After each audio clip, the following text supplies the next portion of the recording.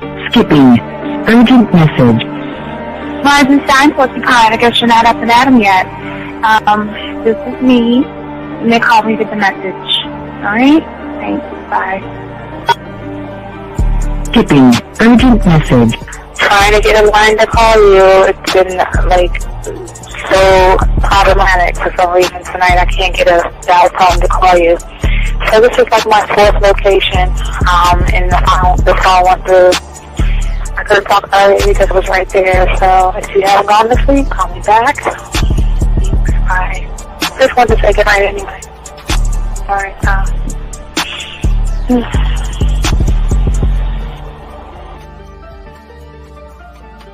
Urgent message. Hi. I hate that your phone keeps rejecting me. You must have a really bad connection. Anyway, I don't know. It's 11:42. It's not even late. So if you're not asleep, call me back. All right, bye.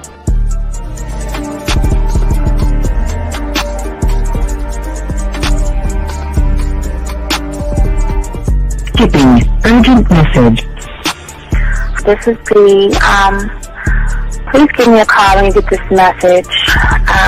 It's just not even about being negative right now. It's about sorting out some very serious feelings that I had for you, and not being able to reach out and touch you and talk to you when I think it's necessary, when I deem it, emotionally necessary to talk. Not being able to do those things, I was not ready to subject myself to that type of, and I was not able to endure it. And I think the way you're responding is just making it even worse for me. So I need to talk to you with regards to that, and just, maybe the talk you suppose that we should be having, that needs to take place then, obviously. I don't know. Your reaction to everything is really disappointing. And I need to talk to you. So call me and don't be acting like that towards me. That's probably the situation, how you normally deal with it, but that's just not going to work. So formulate your thoughts, processing and all that, whatever you need to do, and call me because I want to talk to you. I'm so falling in love, and it's not a good thing because I know that this is ultimately not going to end. It's not going to happen. So I need to talk that through with you. I need to express that to you, okay? And if I haven't said enough already, that's just where I am, so that you know. Bye. To say thank you for letting me have a couple of days to actually think about what freaking happened the other night. Anyway, it was so funny how I had my whole mind made up on, when you leave your ass alone, I just felt like you was trouble. And it's so interesting how vibe is because I was right, I ain't gonna lie, I do have questions. I'm like, how do you do that? Who taught you that? Are you a goddamn professional? So on a real note, that was amazing. It was totally perfect. If I were to vision what I want my man to be sexually, you would be that person, hands down. Am I mad at you? Hell yeah, because you know that you got those skills. So for you to do that to me, that was not nice at all. Because I was getting to know you in a whole different way, and it was cool too. That other way was also nice, So I don't know. It makes me more curious about who you are and what you're really about.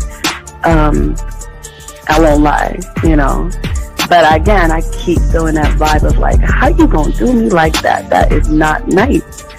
So you definitely, at some point, will have to give me that explanation because I'm just real curious. But that's it. I'm not, in any way needing anything else. I think I'm okay. I'm sticking away from you. I'm still gonna stick to that one. But I definitely want to know. I'm dude, are you on TV? Robert Frank and you're listening to the manmindset.com dating help for men with your host, Steve the Dean Williams. I'm Tyrone, and you're listening to the manmindset.com dating help for men with your host, Steve Dean Williams. So get on board, long dick style.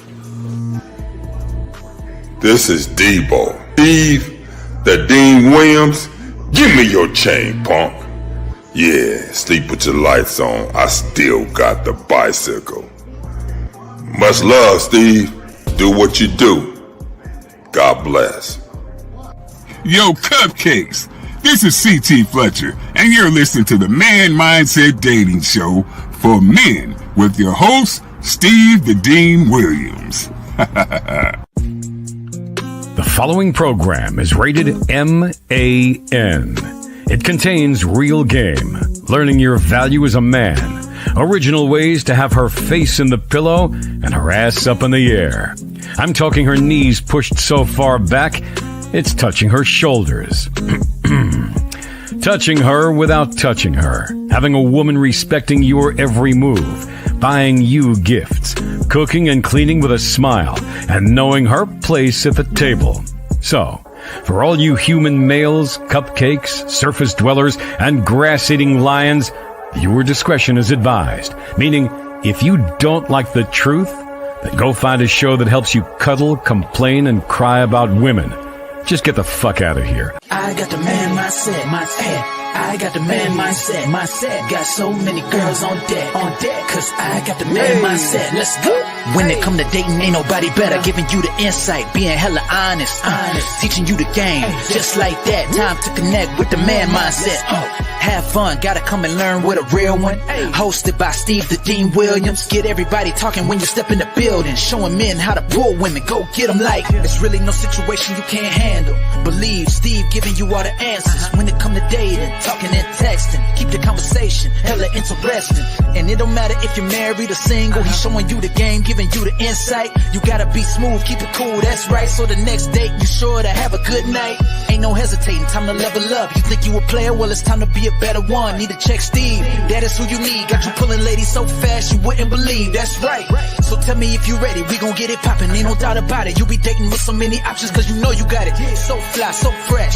Yes, this is the man mindset. It is.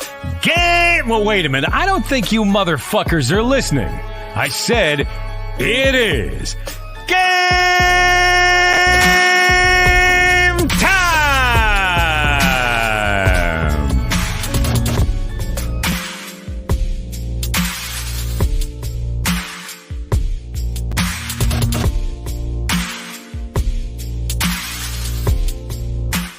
Going on my chat room, dog. Shout out to each and every one of you guys out there. It's your boy, the Dean. Chopping it up with you. Want to give a shout out to everybody who ever likes, subscribe, and hit the notification buttons. Appreciate each and every one of you. Stand up. All my chat room dogs, everybody that wants to learn this motherfucking game. We appreciate each and every one of you gentlemen out there. We ask all you guys out there, if you haven't, go ahead and cop the book. It's there, showing you a different style, a different mindset. It's already on sale.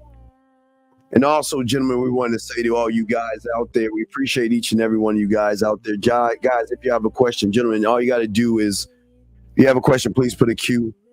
If you're texting a woman that you don't know anything about, go ahead and ask the question. Lines are open if you want to call in. 833-859-8744 is the number. And what we're trying to do, guys, we want to make sure that we lace y'all one thought, one mind, one way by soaking up this ism. And today we're going to be talking about unlocking the power of a strong mindset with these tips. Because many of you guys today, some of the problems that y'all have today, and this is why we always talk about the mental gym. The mental gym is very important, because the thing about the mental gym is that it's tough. It's tough to make these choices and make these changes and all this other stuff. But the beautiful thing about being a man is that this is how this is the game. This is how we move as men. This is how we do things as men. Also, want to let y'all guys know, 4 a.m. Eastern Standard Time, riding with the Dean. If you're overseas, the game doesn't sleep.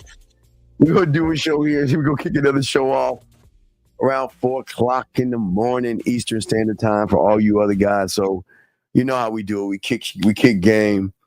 But, you know, this gives me a chance to talk to all you guys one-on-one. You know, we have programs with everybody else, but sometimes we just got to sit and we just got to talk amongst ourselves, chop up game. And I want to say I appreciate you guys. So please, guys, get your crayons out, take notes, ask questions. There are no dumb questions. We got you covered. But we're going to talk about the power of having a strong mindset. And shout out to everybody in the chat room. We appreciate you guys. Again, if you have a question, gentlemen, put a Q. If you're texting a woman, put a T. Where the guys doing that? Let's see, May, June. So I guess in July. No, fuck no. Hell no. The middle of June, we'll start you preparing you for the new up and coming women that are coming to the college campuses. I always want to give y'all at least a month and a half notice. So we got to work on y'all, work on your mindset, and work on the thought processes that y'all have to have, gentlemen. Gentlemen, what we always try to get you guys to see when it comes to your mindset is that when you become what we call one of one, because we're the only ones that talk about this, that means one thought, one mind, one way. That means that you operate, gentlemen, all by yourselves. But the thing about the game that we're teaching you is that there are no problems in the world, especially when it comes to women. Because the game is the one trait that is going to enable each and every one of you guys out there to cope with and also overcome what the regular guy sees as challenges and setbacks. There are no pressure situations when you become one thought, one mind, one way. And through your own understanding, gentlemen, because what we want to teach all you guys, and no one teaches you, we want you guys to drink from your fountain of knowledge. And through your fountain of knowledge, wait, the call number, oh shit, fuck, thank you, Mo, thank you, damn, fuck, excuse me, didn't mean to cuss. Thank you, Mohab, I'm sorry, thank you, come on, man, come on, old man, hey, I'm 52, I'm old, come on, man, get that shit up, hold on, that's not it, oh, where the fuck is it at, girl, oh, that's not it, that's Dana's thing, hold on, let me put it here we go, I'm sorry, here we go, now it's up, there we go, I'm sorry. The number's up. There we go. But anyway, as I was saying to y'all guys out there, thank you, Mohab. Appreciate it. And I squeezed it down for you iPhone guys as well. But gentlemen, gentlemen, this is a thing that we're trying to show you that no one else is talking about. When you, wait a second. Hold on. Mikhail, hold on. He says, for your cologne, do you mix? No. Okay. Mikhail, what I'm saying to you, brother, go to the mall tomorrow and just find a cologne that suits you. You don't mix up colognes, young man. That's weird. Okay? One cologne. And listen, I only use two. I told you, y'all know me. I'm simple. I simplify. Now, you know, I do have the Allure and I have the Blue. But I can tip and go sport if I want to go 3. But that's my realm of colognes, okay? So I just wanted to let you know that. And let's see here. And I don't want to recommend anything because your skin and what you are is different from mine. So you've got to find something that fits you. 18, we appreciate you. It's all the wisdom. It's all respect, big dog. It's all respect. But as I was saying to you guys out here, the beautiful thing that we want to show you guys, to keep you guys to understand where most people fail is that when you begin to learn yourself, because it's the one thing that is hard for you, because it stops you from communicating. It stops you from being able to move women where you want them to go. But the more you begin to learn yourself, the more you begin to understand yourself in the game, you begin to drink, again, gentlemen, from your fountain of knowledge. Gentlemen, no one's going to tell you this. You have a fountain of knowledge in which you can tap into that is going to give you things that no one else can give you. I can't give you these things, but you can give you those things.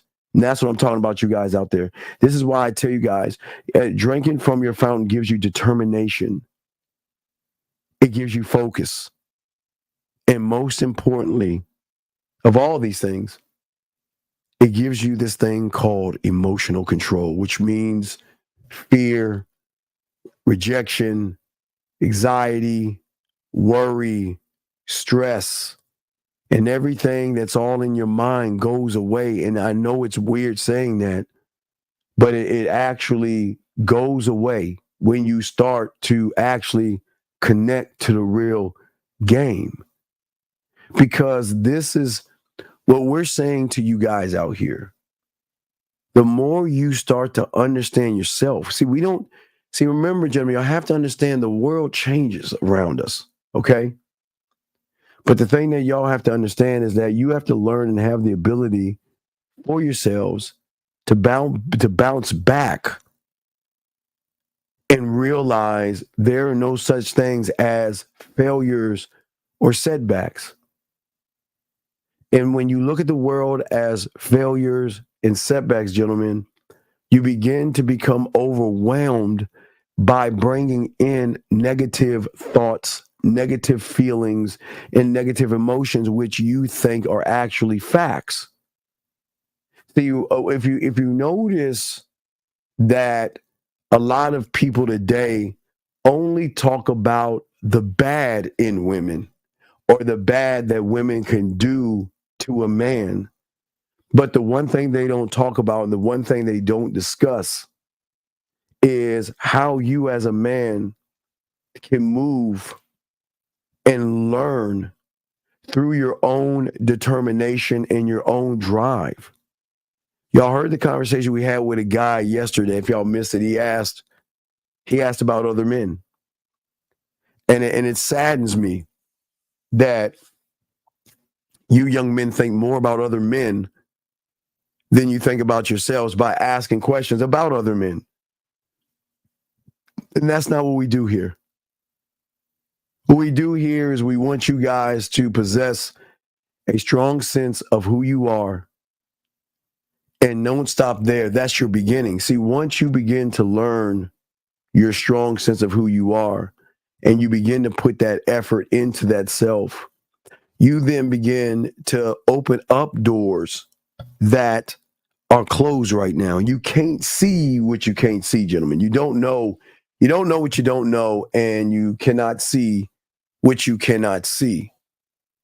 And that's why the game is so important, because it actually allows you to see things that you've never seen before.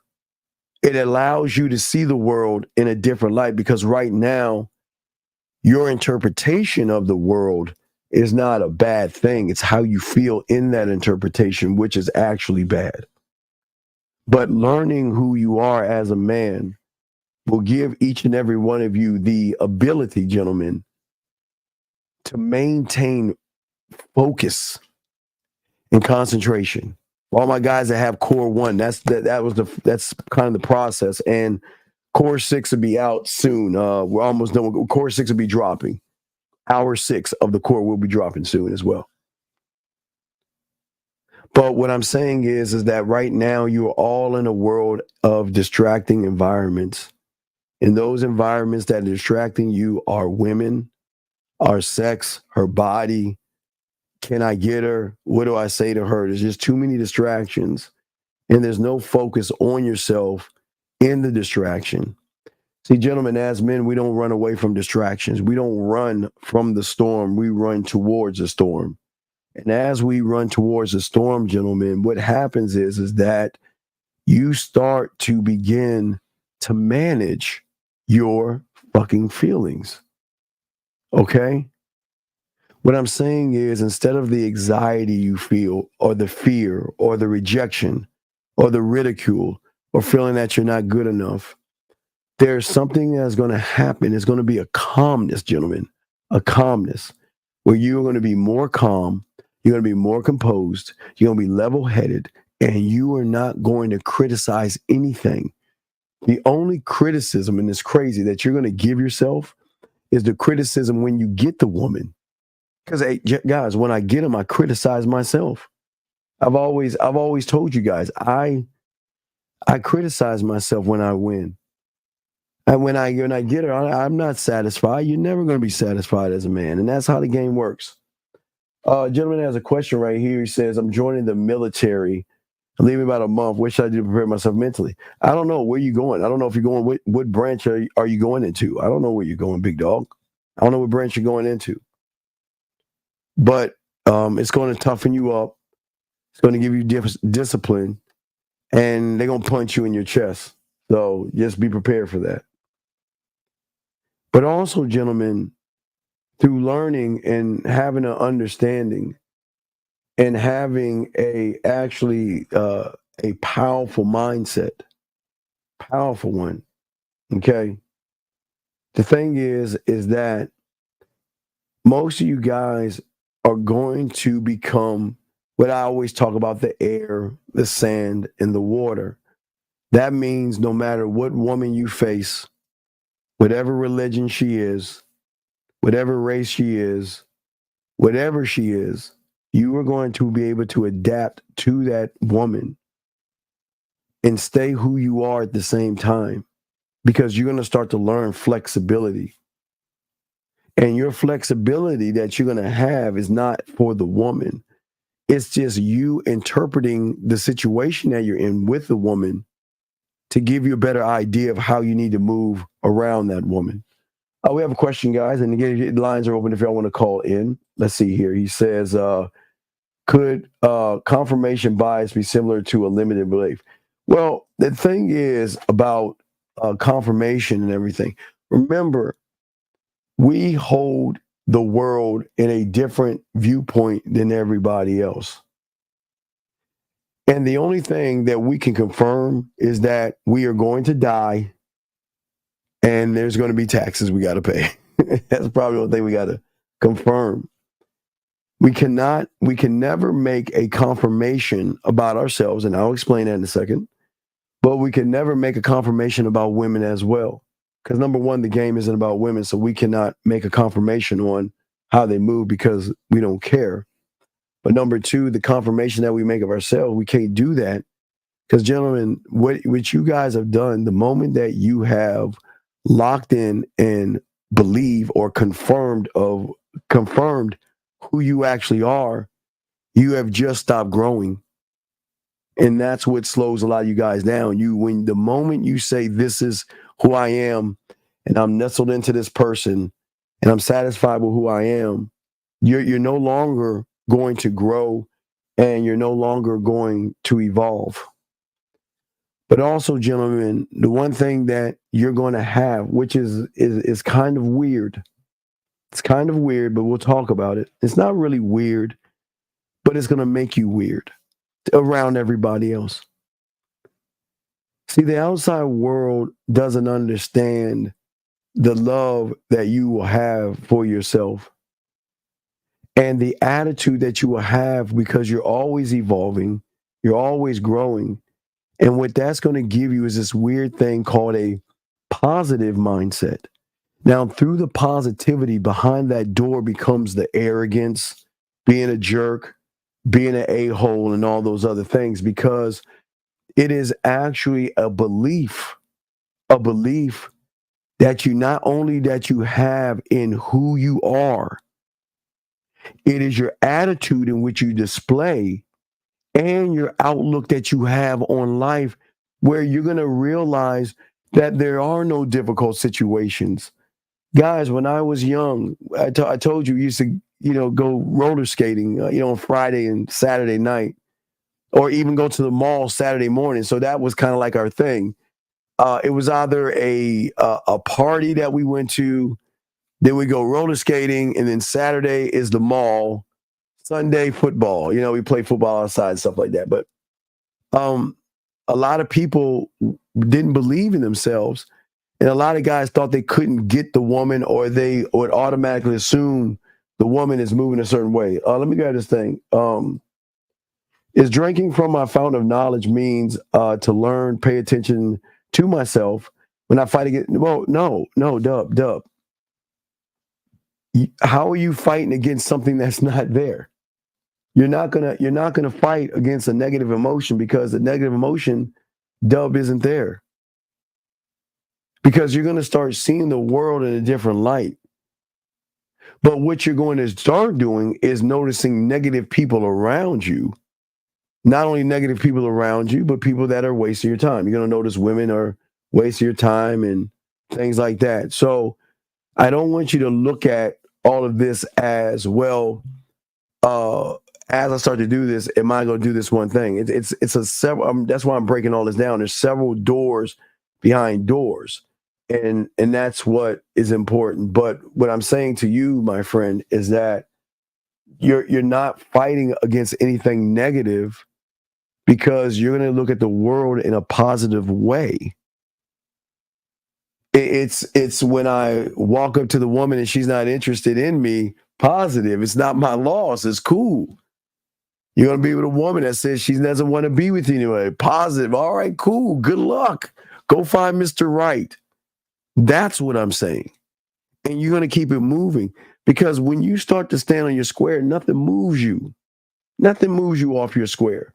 Nothing holds you back and knocks you down from your square. Nothing at all. There is nothing that is going to slow you down and stop you from your square. Okay, young man, but great question.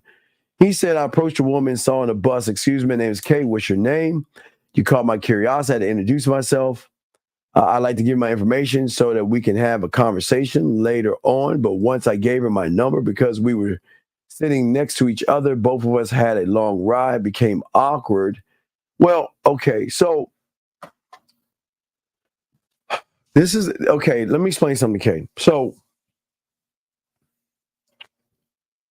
part of learning the game, gentlemen, is marketing yourself, okay?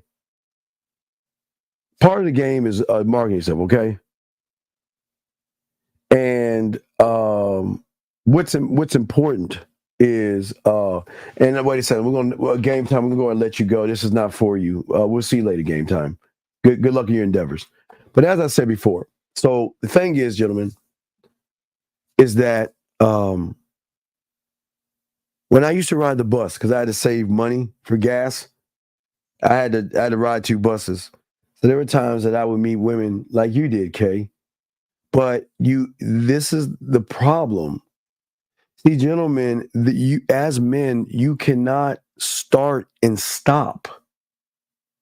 If I sat next to a woman, whether if I was in Maryland and riding the red line, that's what the one I would take the most. I was in the red line to Union Station and everything. But for those that don't know, I'm just saying my DMV guys. But as I'm riding the bus, I would always talk to women.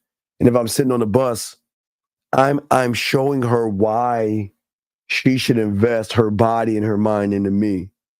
Because if you're talking to somebody and you're reaching out to them, then all of a sudden you stop talking, you're looking out of the window, it is definitely going to be awkward, because you're telling her you're not an interesting person. You're just not a interesting person at all. So that's kind of a fail, big guy. How do you know you're actually going without? Well, you're not doing anything right now, ET. You're not a student of the game, so there is no movement in you, young man. So you're just stagnant right now. Once you become a student, you can actually ask that question. But right now, you're just a guy sitting on the sideline with binoculars, bird watching. But I appreciate the question, brother. Guys, the line's open if y'all do want to call in. Another question right here.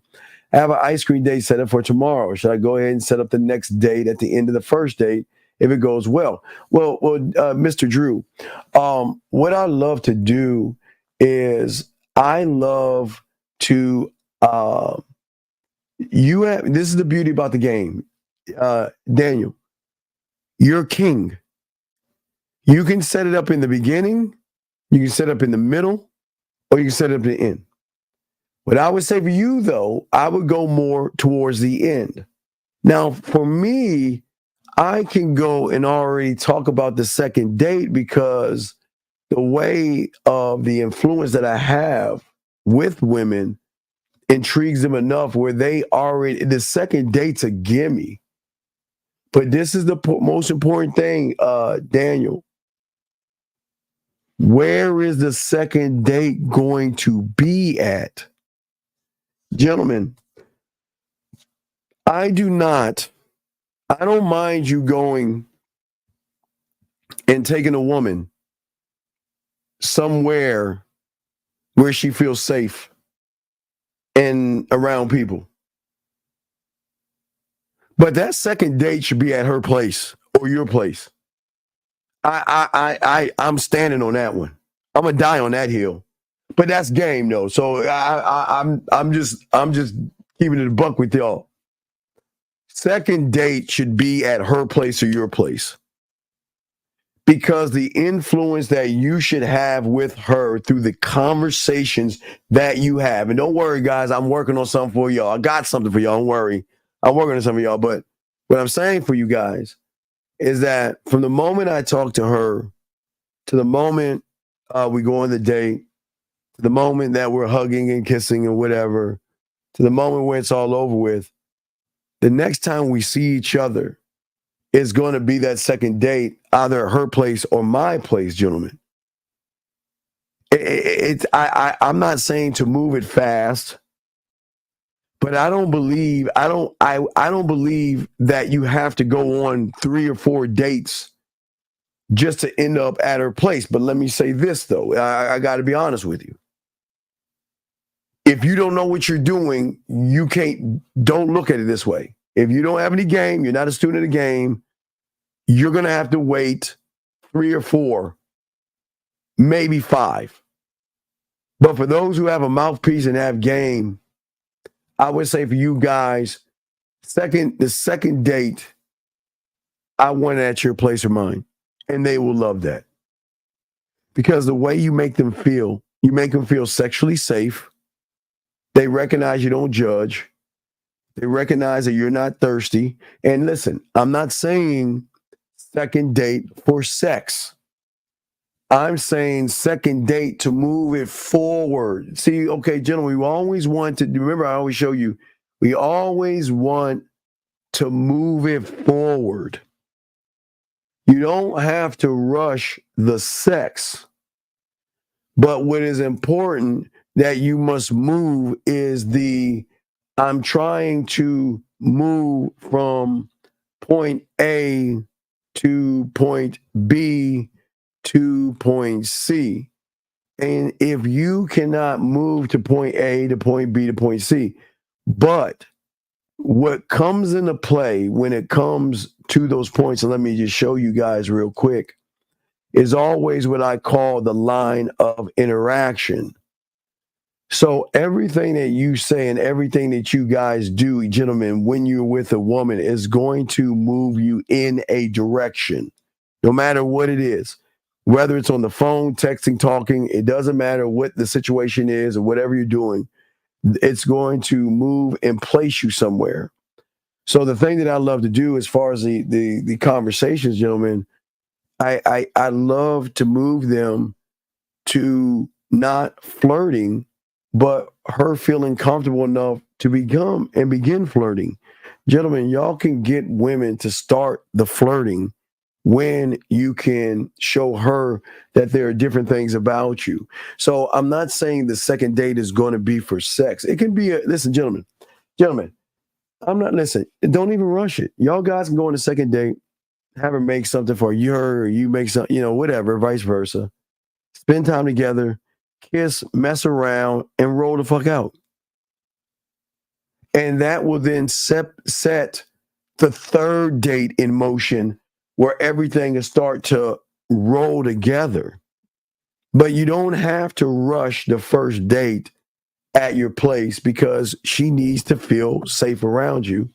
And if she doesn't feel safe around you, she is not going to actually entertain going to your place. If that, so that hope that was able to answer your question. But guys, if you have a question, go ahead and put a Q. We got your lines are open if you guys want to call in. But as I was saying to you guys before, as I was saying, as a connection of the game, and this is where the positivity comes in at. You have to believe in yourself, but not only just believe, but no, wait, well, Steve, it's not just setting the tone. You are the tone. And what I'm saying is that there is a self-assurance and a self-belief in your sexual abilities. Your sexual abilities broken down. Your romantic abilities.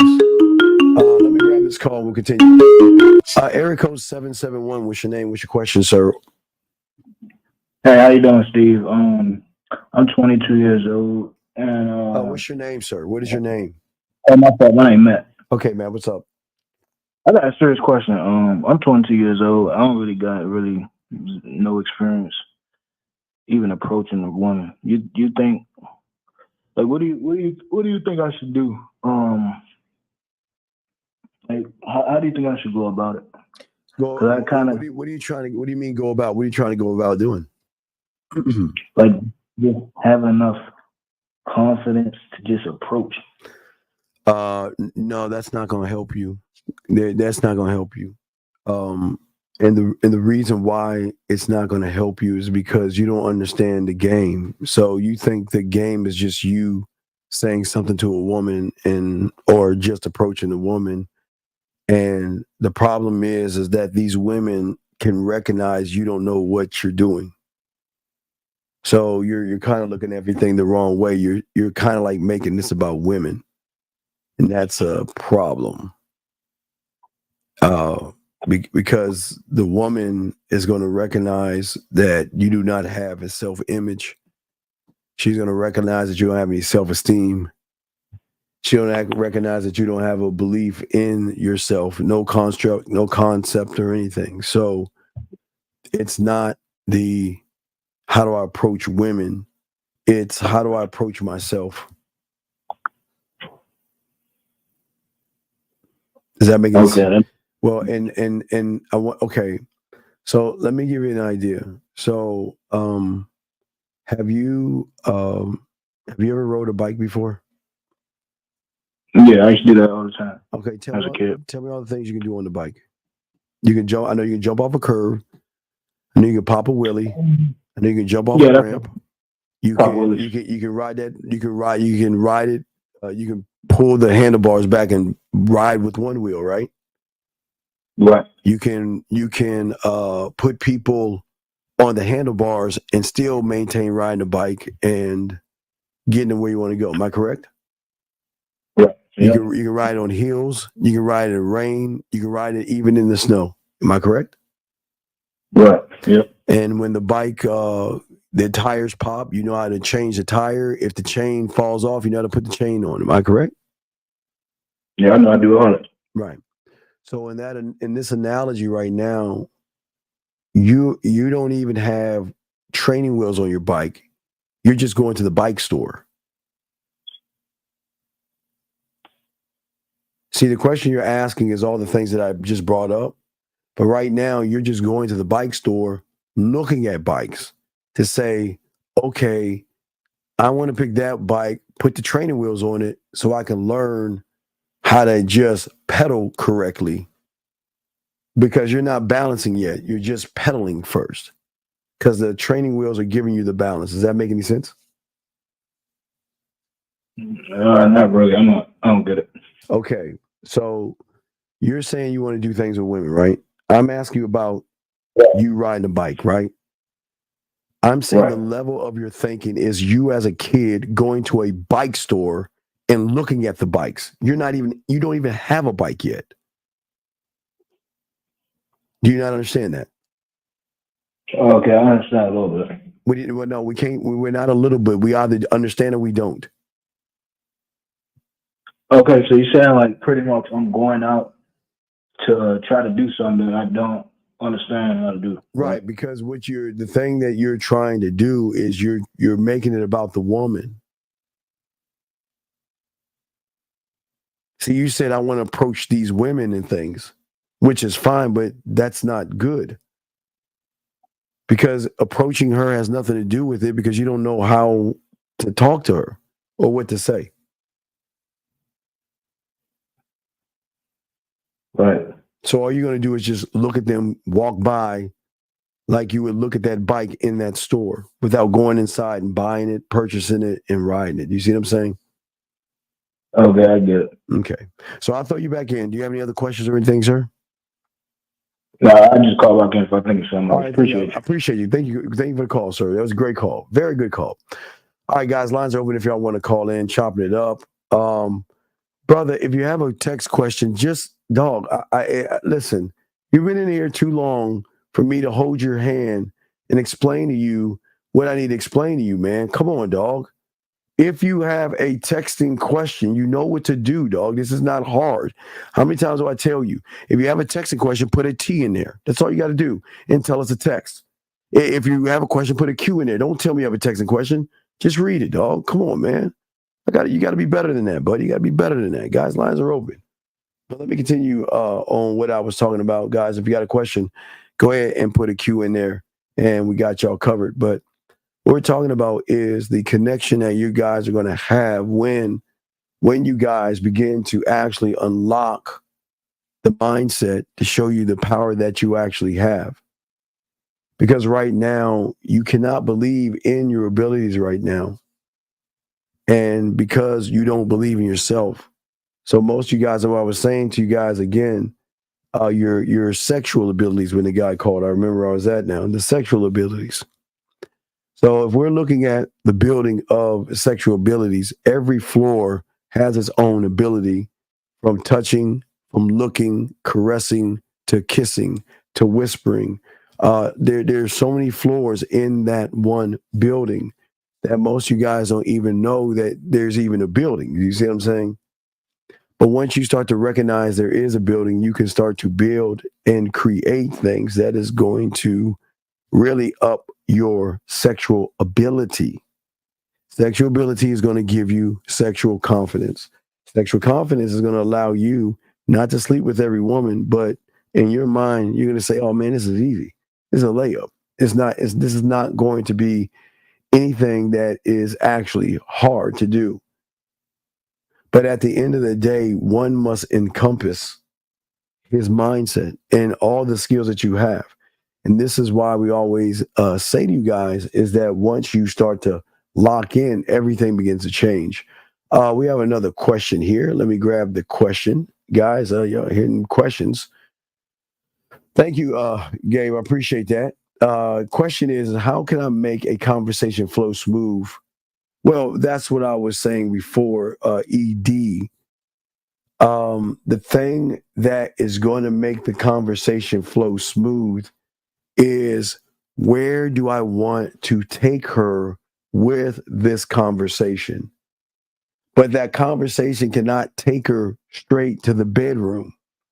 The conversation has to have enough influence in her to ponder the thought to say, well, what would it be like to be with you in the bedroom? Okay. So this is why ED, it's important that you start to learn game.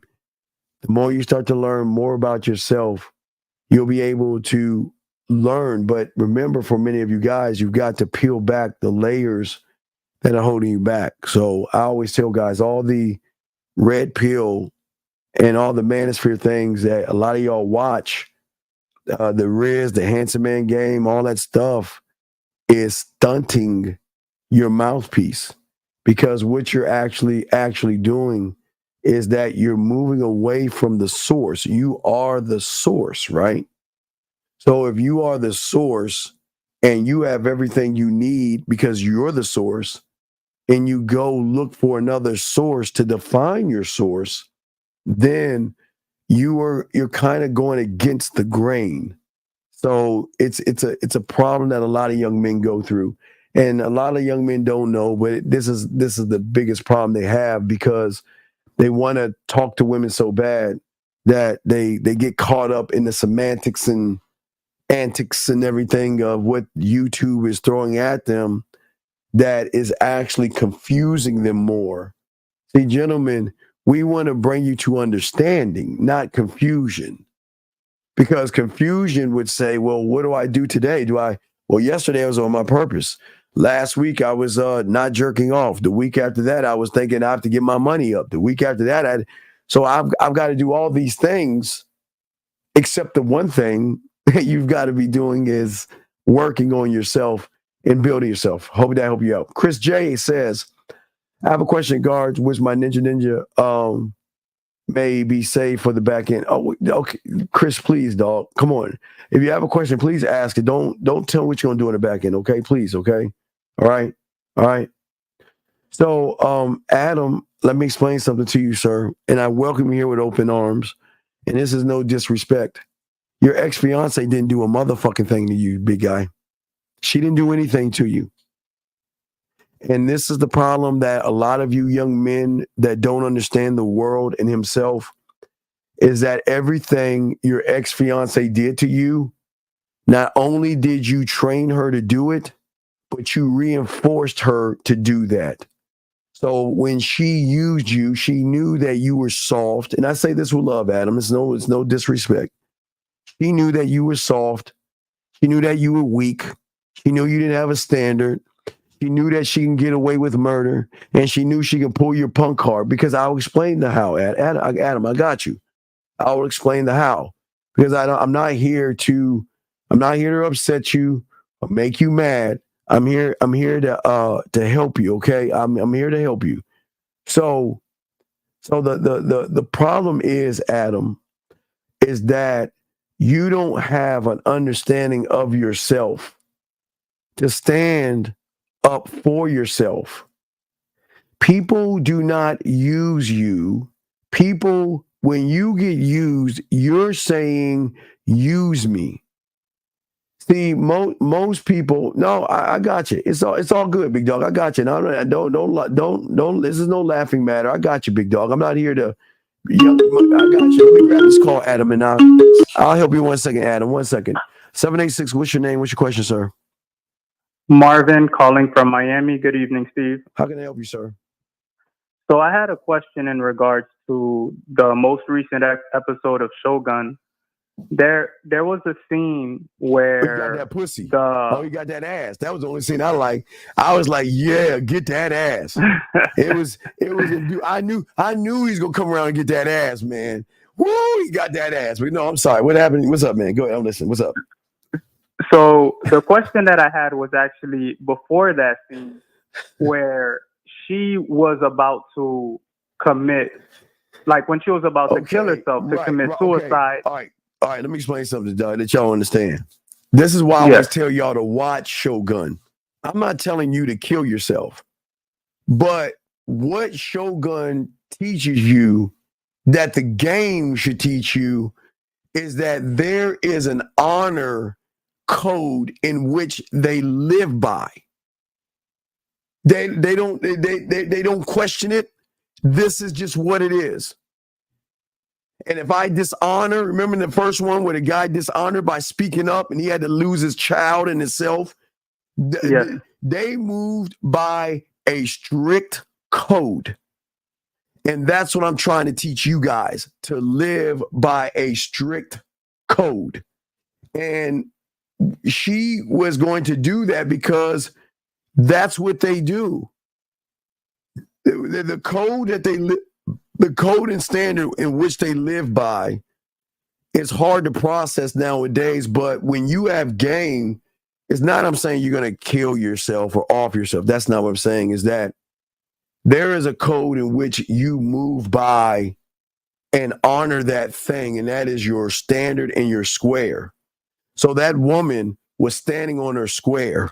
It's just the politics. Now remember, see, even in your mind, there's politics. There's politics going on in your mind, the same thing. But remember, she found a way. See, the thing is that she knew that if she were to destroy herself, or kill herself, right? Yeah. That it was going to cause a ripple effect that they couldn't handle. They knew their hands were tied. So that's why they gave her the freedom to leave. Because she felt she wanted, because they knew that if we let her go, we got to let everybody else go. So that's why they brought in those ninjas to take her at the end of the day. But what's your question? Oh, well, no, you pretty much answered it, because my question was in regards to if she was standing on her.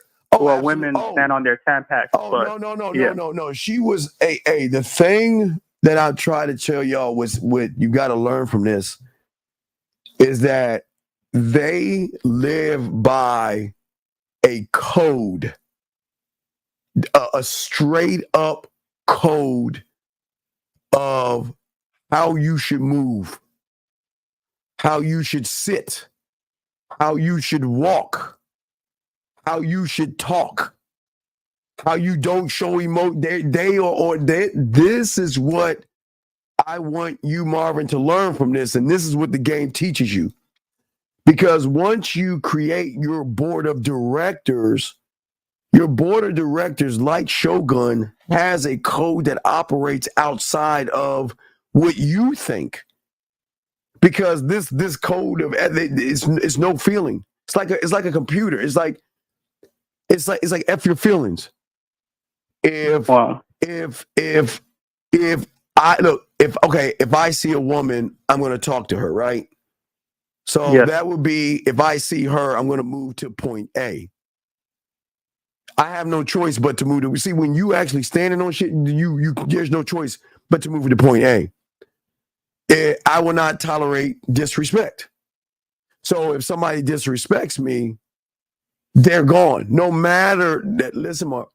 No matter how long we've been together, no matter how close we are, I have no say-so in the matter. I am governed by myself, but I make sure that those checks and balances go beyond. See, this is why I keep talking the understanding of understanding that goes beyond, because this thing that I'm talking about is your core and your square. It has no feeling. It has no emotion. It is there for one reason and one reason only, to keep you guided perfectly. It is the one thing that says, I love you so much that I'm going to do what's right for and by you, regardless of how you feel or think.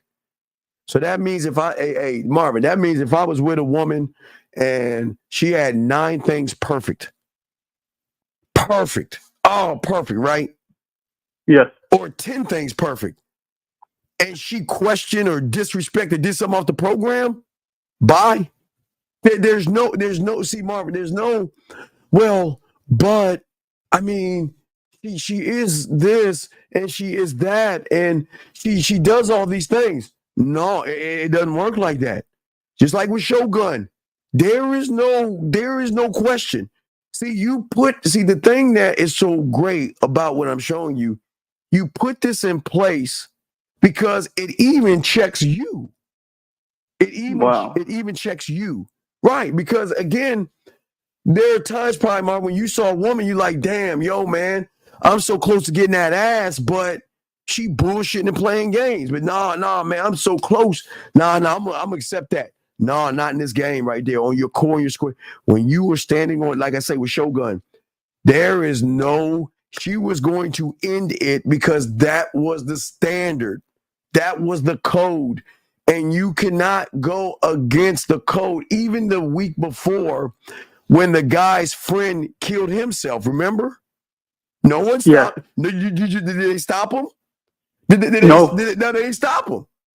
Because it was the code. It was no, oh, buddy, we've been friends for 40, 50 years. Don't do it. Don't do it. No.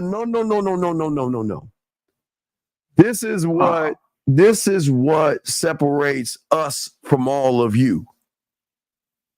Because the love that we have for the game and ourselves supersedes anything that we can think of, because the game will take care of anyone that takes care of it.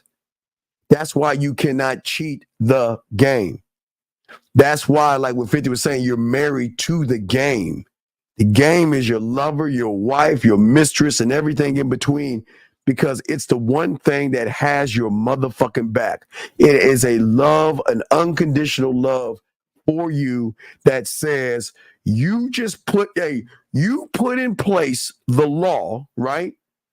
And I'm going to make sure that you honor that law. No matter how bad you don't want to do it, I want to make sure you honor that law. You see what I'm saying? Yes. Well, that makes perfect sense. So another question based off of what you said. The program connects to the troubleshooting guide, which tells you what to do. Right. And that's what the trouble doesn't. Wait. When you go to your troubleshooting guide, does it not tell you? It says, if this is messed up, check this, this, and this, right? Does it not? Yes, it does. So it automatically has the answer. You just got to do the steps. It's the same thing. It's the same thing with the game. That's why in Shogun, she was ready to get rich. She was ready to do it. And she was ready to do it even though it went against her belief. That's what I keep trying to tell you. The code supersedes even her religion. Dog, what I'm saying is, and this is what people don't understand about that. When you move, the pimps, the max, the players, the ballers, the hustlers, and the motherfucking men move just like what she did to themselves. They do not waver. They do not apologize, and they don't try to make things right. They don't. So it forces you. That's what I'm saying. If you want to be in this, then you must fall in love with sacrifice. That means letting her ass go for the greater good, and you are the greater good. Because you will not tolerate anything less. No, I'm not, and this is not about kids. No, not now. You know, back then they were real. They were real about it. You remember remember the episode where he put the bird up, that dead bird or whatever? And he said, he said, if anybody touches it, it'll be death. It'll be death if you take it down, right? Wow. And he thought it was sarcasm. And the gardener, no. He was the lead. He said it. So if anybody took that down, they would have to die. Because that was the code and the honor in which they were moving off of. But see, people don't understand the depth, and that's what draws the women. See, that's what makes you a villain. That's what makes you an asshole, a jerk, cocky, and conceited. Because of the checks and balances you have for yourself that are like a computer that just doesn't feel. Your board of directors do not feel, and they do not care. You put them in place to say, man, you're going to be my agent. You're going to manage me. Even though I'm managing myself, you're going to be a ruler above me to make sure that I'm always moving motherfucking forward. I'm never going to go back. I'm never going to float to the left, to the right. You put those checks and balances in because that's what gives you peace. Because when you create whatever it is you're creating and you are full of shit, then what's going to happen is the government is going to turn into anarchy, and you're going to have a government that's going to take over and overrule you. Thus the fear, the anxiety. Because a lot of you guys say, okay, well, if I see a woman, I'm going to talk to her, or I'm going to talk to her today, or I'm not going to let her do this to me. And then the shit comes to play and you do nothing about it. So what you're saying in your mind is that you're being disingenuous to the one thing that loves you more than anything. So why would that thing want to help you when you're not even meeting it halfway to work with it? Does that make any sense? Yes, it does. It does. So that's why that's how deep game is. But I'm saying with Shoka, she was ready to do it. I sure hated that she wait. Hey dog, man, I sure hated that she got she had some sexy ass lips. God damn, man, that docile motherfucker. I was like, man, he gonna tear that ass up, man. He got it though. At least he got it one time. I was glad he got it one time though. He got it. Well, he got it twice. Yeah. So that was cool. Wow. Okay. But thank you for that clarity, Steve. I really do appreciate that breakdown. All right, and we appreciate it. And if you got a question, we'll throw you back in and let us. We got questions to answer. Hold on to everybody. How's everyone doing? Shout out to everybody who have questions. I'll answer your question. But let me get to this question right here. And let me go ahead and finish this up right here. Lines are open if y'all guys want to call in. We're talking to this gentleman right here. So what I was just saying to you, young man, is that what you don't understand is that because you are not one of one, you are food to a woman because of the feminine and the emotions that you have. And because you don't believe in yourself, when women recognize that you're soft, they're going to take advantage of you, big guy. If you need more of that, let me know. Let me get to these questions right here. Do salespeople and marketers have game, or do they? No, wait a second. No. Okay. E.T., you're looking at I do's. A salesperson's job is to sell whatever the product is that they are hired to sell.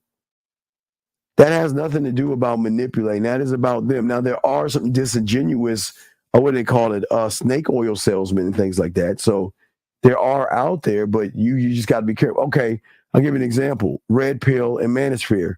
A lot of y'all guys follow those snake oil salesmen all the time, and you believe that they actually have game when they don't. Beautiful has a question. Can the opponent bring that big dick energy or not? I don't understand. What do you mean, can the opponent? If he has big dick energy, he should be already bring that there. Yeah, absolutely. Absolutely. Spicy says, is there ever an exception for standing on your principle? What do you mean exception? No, there is no, when you, okay, this is what we keep trying to tell you. When you stand on what you stand on, you never move from the game. The game is forever, dog. You don't move away from the thing that brings you beauty and love and life. Okay? It's always inconvenient because the reason that it's always inconvenient is because you're going against your own grain and your own nature. What happens if you say no to being someone's second as a samurai? Wait, what happens if you say no to being someone's second? I don't know what that means, boxing. I don't understand what that means. Okay, Spicy, this is where I've always I created this in the late 90s, and I call it Merciful King. Spicy, you are king. Because these women out here are not used to men standing on their principles, they think that they can get away and you can come back. The only way you will give somebody a second chance is by having understanding, meaning that if you do this thing again, I'm gone, you're gone. Do you understand me? Do you understand me? Because I will not tolerate any kind of disrespect in my world. So you can give, gentlemen, a merciful king is up to you, the kings and emperors.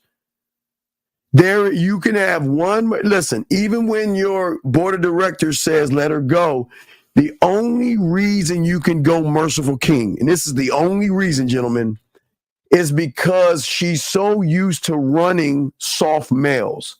And she's so used to talking down to soft males that she's never had an understanding that men don't play. That's the only reason you can give her a second chance, because men just don't play. But she doesn't know that because she's not used to being around a man. See what I'm saying? So what I would say is actually you can give a merciful king thing to a woman because she's never been around a man that stands on his principle, his honor code, like Shogun. So you are allowed to let her know if this happens again, I'm gone. It's okay. Think about this. It's just like the job. Sometimes you go to your job and you mess up or do something that you think you could get away with. Like, I'll give you an example. I remember I got fired from Burger King as I was eating the sandwich. I was eating the hamburgers and shit. Well, I can tell you I got fired from I got fired from Red Lobster too because we were messing with this African dude, but I don't want to never mind. But anyway, but what I'm saying is that you can get written up because they're saying, okay, well, maybe where you came from, you thought you could do things this way, but this is how we do it over here. So I'm going to give you one chance. But if you do this again, you're gone. You see what I'm saying? So that's what I'm saying. So that's the only way you can give what I call merciful king, gentlemen, being merciful. Okay. All right. And what is actually, and I'm going to continue with the show to help you guys. You got questions, I got you. But even with Shogun, if y'all not watching it, the more you drink from your lake, your ocean of knowledge, the more you're going to have this thing called self-discipline. And self-discipline will change desired outcomes into a man that is an outcome, because it is at that point you can regulate your sexual thirst to get between her legs by any means necessary. It is the one weakness of the humans that they cannot control their thirst for sex. I am glad that you guys that you love women. I'm glad that you do. But to be able to regulate and control your sexual urges makes you a more powerful individual that changes the dynamics of everything, because most women aren't used to a man saying that what's between your legs doesn't move me. I move me. See that? I move me. You don't move me. I move me. You see what I'm saying, gentlemen? But it is also going to give you this mental endurance, gentlemen. Gentlemen, how much discomfort? Okay, how many times have you saw a woman that you want to talk to, and because of feeling the discomfort of the fear or the anxiety, the worry, the doubt, that you ran away from the discomfort because you're saying, man, you're saying, no, I'm not going to get turned down. I don't feel good about this, man. Nah, hell no. I mean, look at that ass right there. Yeah, I like to hit that, but nah, that's cool, man. I ain't gonna talk to her, man. I got that little feeling where you get the butterflies, the anxiety. There's no knock on you. But the more you begin to drink from your fountain of who you are, there's nothing like going towards the discomfort. Because, gentlemen,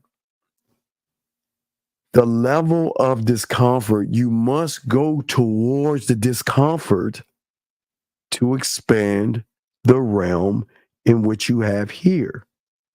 If you're always running away from the discomfort, and I've got, wait, let me show you if I still have it, because guys, have y'all ever, do y'all remember M. Night Shyamalan, The Village? Do y'all remember that movie by M. Night Shyamalan called The Village? Do y'all remember that? Because I did something a while back, like years ago, but I want to pull that up now because you know what game, we always pulling up the game, but no, not that either. Hold on, let me get that out. Let me see here. Let me see if I still have it. Let me see if I still have it. I will show you what I'm talking about. Come on, Steven. I know you got it. Come on, Steven. Wait. Let me see. Because I used the village as a great analogy, that movie. I got it. All right, guys, crayon time. Gentlemen, get your crayons out. Remember, guys, the thing about game, we always like to teach you things that nobody else talks about on the internet because we want to show you that we actually have game and we're not regurgitating anything. So we always like to show you that what we teach you guys, people don't do that. But please get your crayons out. So what you have to understand about the village itself and when it comes to your comfort zone, okay? The village is a great analogy of what's going on with you. Okay, so what was the village about? So the village is about a bunch of effed up people that wanted to go back to a certain way of living, okay? And because they wanted to go back to a certain way of living, what they did was they would create a fear, telling everybody that there is this thing in the woods and you cannot go beyond this point, because if you go beyond that point, oh boy, that thing, oh no, we have an understanding with that thing, right? So let's look at this. Let's look at it. So this is what we're trying to tell you. So if you look at it, your mind are the elders. They were the elders, right? You are the villagers, right? And the comfort zone is the woods, because they told you not to go beyond that point, because if you go beyond that point, you are going to break the agreement that we had with that thing that they created. So if you look at it right now, and as we're talking about your comfort zone, see, your freedom is going into, see, the girl was blind. She went into the woods because she couldn't see. She couldn't see. But what she realized is that going into something that was dangerous, on the other side of that was actually freedom. And that's what most people don't understand. You want to go towards the discomfort. You want to go against the current. See, the world teaches you that when you feel bad, to run. When you feel nervous, to stop. When you're not sure of yourself, don't do it. That's a government that is not ruling you the right way. Because, gentlemen, when you are one thought, one mind, one way, you are going to endure and, guys, you're going to love it. Because, gentlemen, there is the front end of discomfort. There is the middle of discomfort. And then there's the back end of discomfort. The front end of discomfort is the worst part, because this is what stops you from moving, just like the villagers. It's a thought process that, oh my God, the world is going to fall apart if I do this thing, if I go talk to her or whatever. That's how your mind has you processing. But once you go into this storm and the darkness and in that cave of the unknown, remember, guys, what is unknown becomes known. And what is known then all of a sudden starts to question, what stopped me from going into this place? Because that's the middle part of discomfort. But on the back end of discomfort is your brand new comfort zone. It's a brand new realm of territory in which you can move freely in.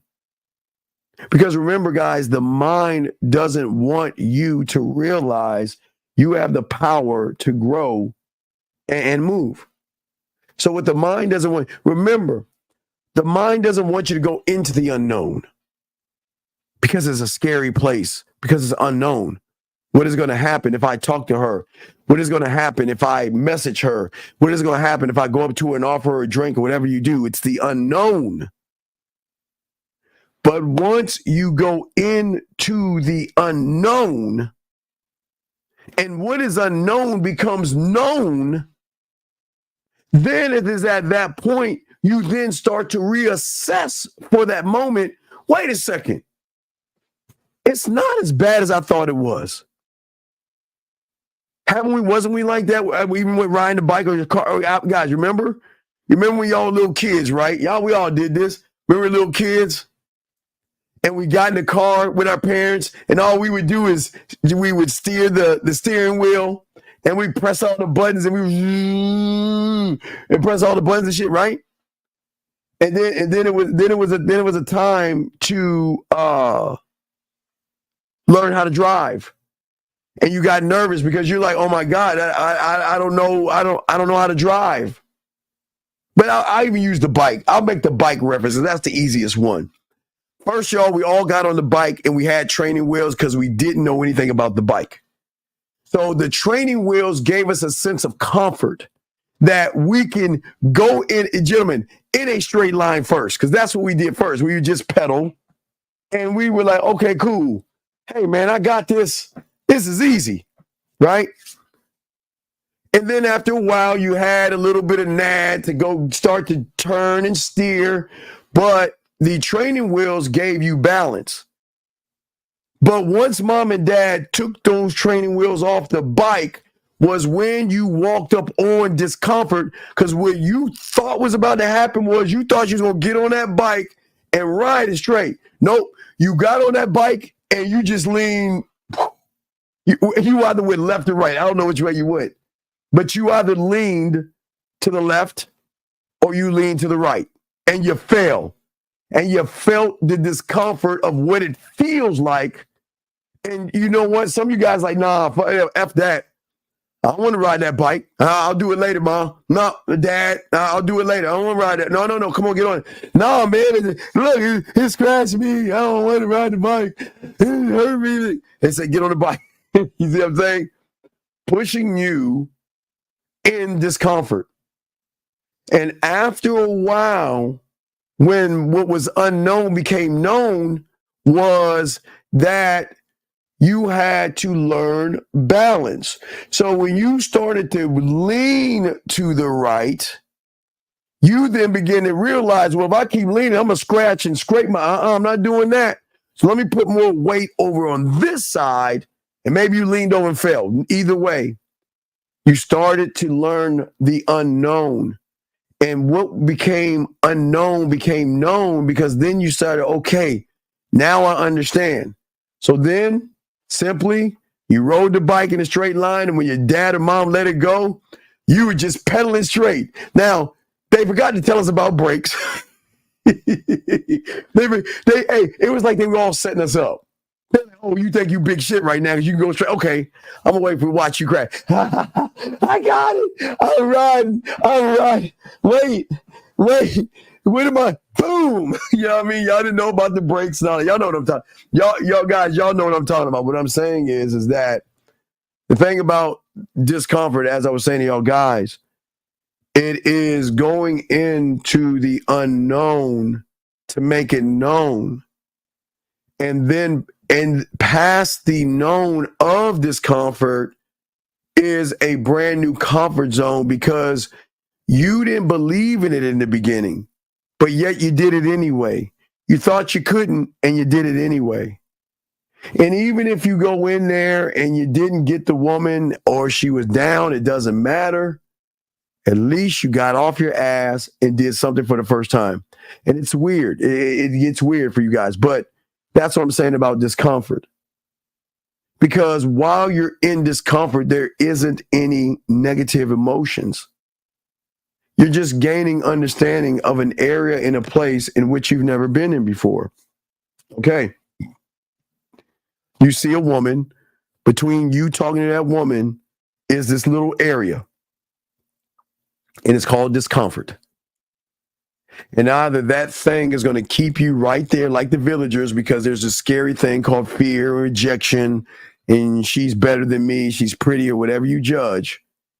But on the other side of that discomfort is an opportunity to do the thing you actually want to do.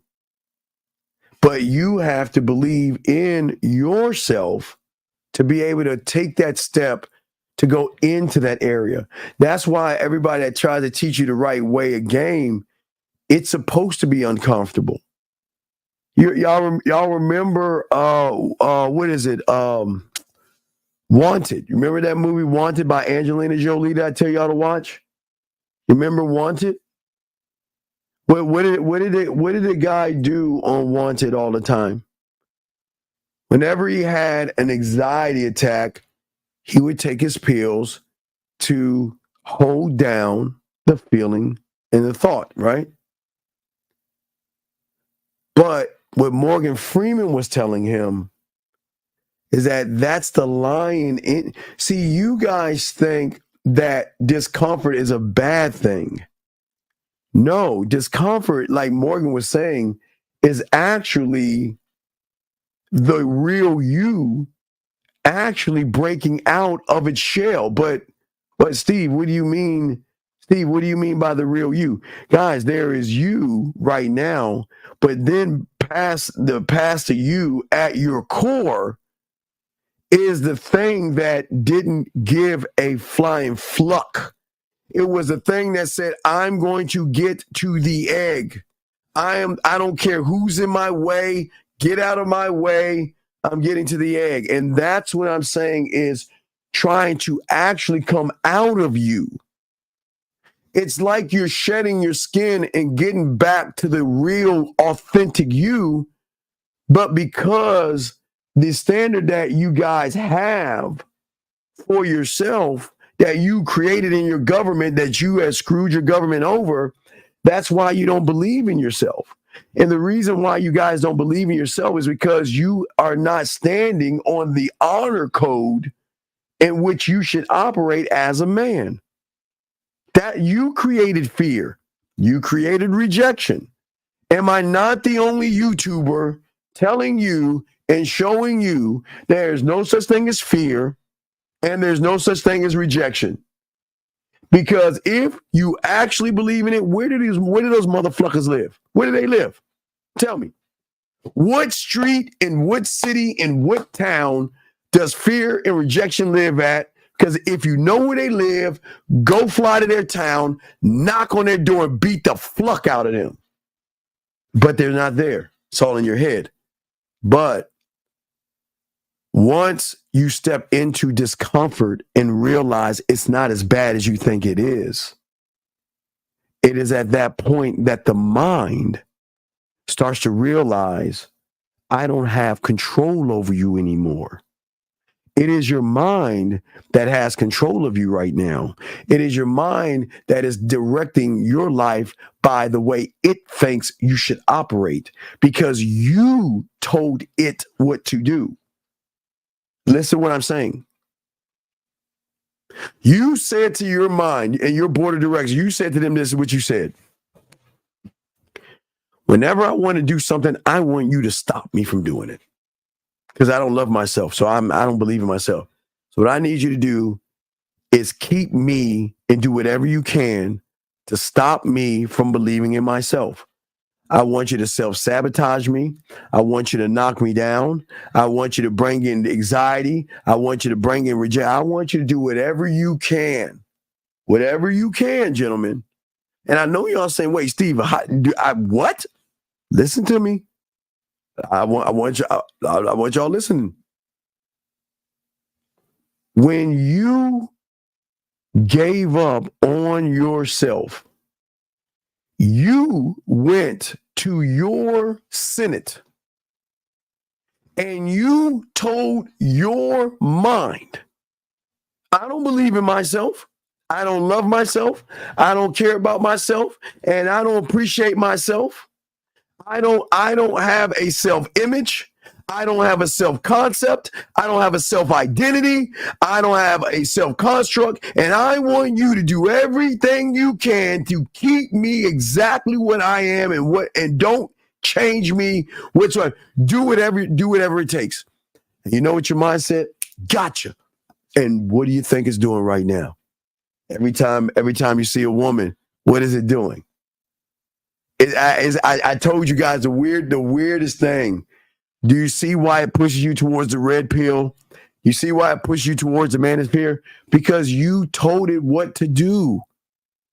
You told your board of directors, I want you to do everything you can to prevent me from loving myself, understanding myself, and growing myself. So if that means I've got to follow a trend, I've got to follow a cult, I've got to follow a manosphere, I've got to follow a pill, a plate, a saucer, a handsome man game, a soft guy era, a Riz, a no fap, be on my money, clothes and status, be on my purpose. You do everything you can to prevent me from recognizing who I am. And it said, gotcha, I will do everything I can in my power. Because when you don't believe in yourself, it is not going to believe in you. But then someone like me comes along and says, hey guys, start believing yourself. And what do you think it does to you? Who does that bald-headed, short, black-ass mofo think he is? He ain't got no game. He doesn't understand you like I do. He doesn't. Who does he think he is telling you allowed to think, man, F that motherfucker, man. Look, but hey, where is his receipts? He ain't got no receipts. He doesn't understand. Women are different. The world is different. He doesn't understand. What do you mean? He wants you to take accountability. Shit, man. Come on, man. Ain't things great? Hey, ain't things great? Don't I have your back? Haven't I taught you how to hate women, judge the world, judge yourself? Haven't I done everything you asked me to do? So why would you listen to somebody that's telling you to think for yourself? We don't need to. We'll just find whatever cult suits our fucking emotions and feelings, and we're going to follow that. We're going to follow that. And I know that sounds crazy. Wait, let's see the question. Hold on a second. Would you say that Ninja is the one who brings self-doubt? No, you bring self-doubt in. You have told your mind how to treat you. If your mind no longer controls you, what does? You. Gentlemen, as I told you, I just want you to think. Don't believe me. Do you want to know why you don't remember you going to the egg? Do you want to know why you don't remember you 9 months? Do you want to know why you don't remember any of that shit? Because this is what they don't want you to know. Because at that moment, you were one of one. You didn't have conscious thought. You just all of a sudden just came into this world and like, wow, what was this? God, whatever, right? You just came into the world, right? But something got you to the egg. And what that something is what we're trying to get you to attach back into. We're trying to get you to tap back into the source. Because the source doesn't have conscious thought. It doesn't. It just moves. It says, get out of my fucking way. Whatever I want to do, get out of my way. I'm going to do it. Okay, wait. On your mark, it's wait. Hey, how you doing? Oh, you're my brother? Hey, how you doing? Hi, nice to meet you. Hey, and you're my sister? Hi, sis. Hey, brother. Hey, sis. Okay, on your mark, you said get the fuck out. Hey, fuck y'all. Conscious thought would have you stopping and going to sperm tube to listen to some sperm cast or some spermosphere where somebody's telling you, well, oh my God, you got to be careful of your mother's hypergamous nature and her white T cells are going to destroy you. See, that's conscious thought. But you wasn't running off a conscious thought. You was running off with something so deep that this is what people don't want you to know. See, everybody thinks that there's just conscious and subconscious. Think about this. Don't believe me. Think about it. I just want you to think, as I keep telling you, don't believe me. This is what separates the real ones from the fake ones. What got you to the egg? It was you that got you to the egg. You know what? It's like I always say the best. It's like those horror movies, right? All the horror movies start the same. Some mofo goes somewhere and digs and unearths something that was buried deep down. And that's what I'm saying. I want you to unearth it because it never left you. What got you here never left you. But the moment you stop believing in yourself is when you buried it. The moment you started judging the world and judging people because your mom, your teachers, your pastor, everybody had a play in this. Everybody from TV shows to commercials and your friends, everybody had their own way of trying to mold and shape you to what they wanted. Because remember, guys, y'all have to remember this. We are nothing but handed down stories from generation to generation. That's all we are. That is all we are. Until we create the story. Now, wait, listen to me now. Don't y'all listen to me. Because I'm not here to worship, do whatever you want. But I'm getting deep here. Your great, whatever it was, had or was taught something, whether it was politics, religion, something. And they took that and they carried it over to your great mother or your great grandfather. And all they kept doing is passing the baton from one generation to the next until you came along, where your mother or your father my mother made me go to the church every Sunday. I had to go to CCD. I was doing all that stuff. My mom was throwing me in all these different churches and all this stuff. But I had to do it because I ain't going to get my ass whipped. But I had to do it. She was passing on her story. But I am not my mother's story, nor are you your mother's story or your father's story. The only story you are is the story of how they got together to create you. That's a story. But outside of that, we never, ever thought that we can create our own story. Believe what you want to believe, gentlemen. I always say this. Guys always tell you, believe what you want to believe, move how you want to believe, move how you want to move. But nobody's going to tell you this kind of information. If I told my mind not to believe in myself and my mind made sure it happens, then why doesn't my mind make the opposite happen when I want to believe? Because you saying, okay, think about you're feeding two animals. You're feeding one animal that says, I don't want to believe in myself, but then you want to turn around and feed the other animal. No, it doesn't work that way. It doesn't work that way because what you have created, ST, you have created what you call facts or your truth.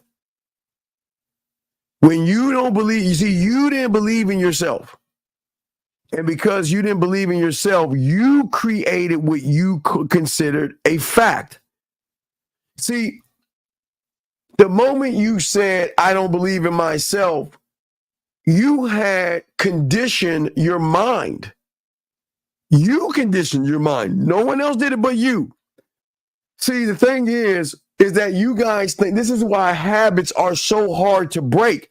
This is why I tell you we're in the 4th month, 18th day, and y'all guys are still the same way. Even though you told yourself on July 31st that you're going to change as that stupid-ass ball was falling from the sky. Well, 10, 9, oh, this is going to be my year. This is going to be my year. Bullshit is not.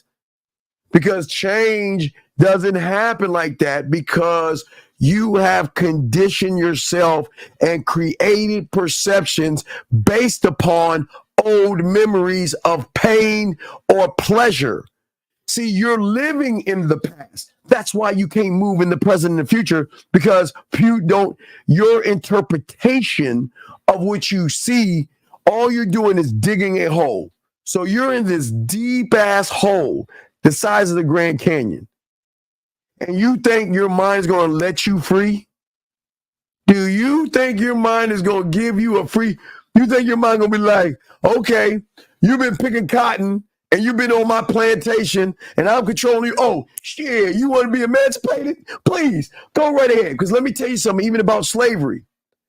Even slaves, when they were free, they didn't want to leave the plantation because of the comfort of comfort.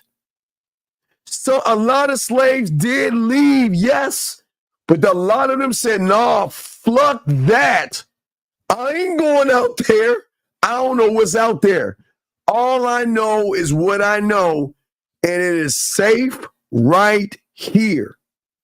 And the reason why, ST, you cannot say that is because the safety of your comfort zone would not allow you to go outside of that because you don't believe that you're good enough to get outside of that comfort zone, sir.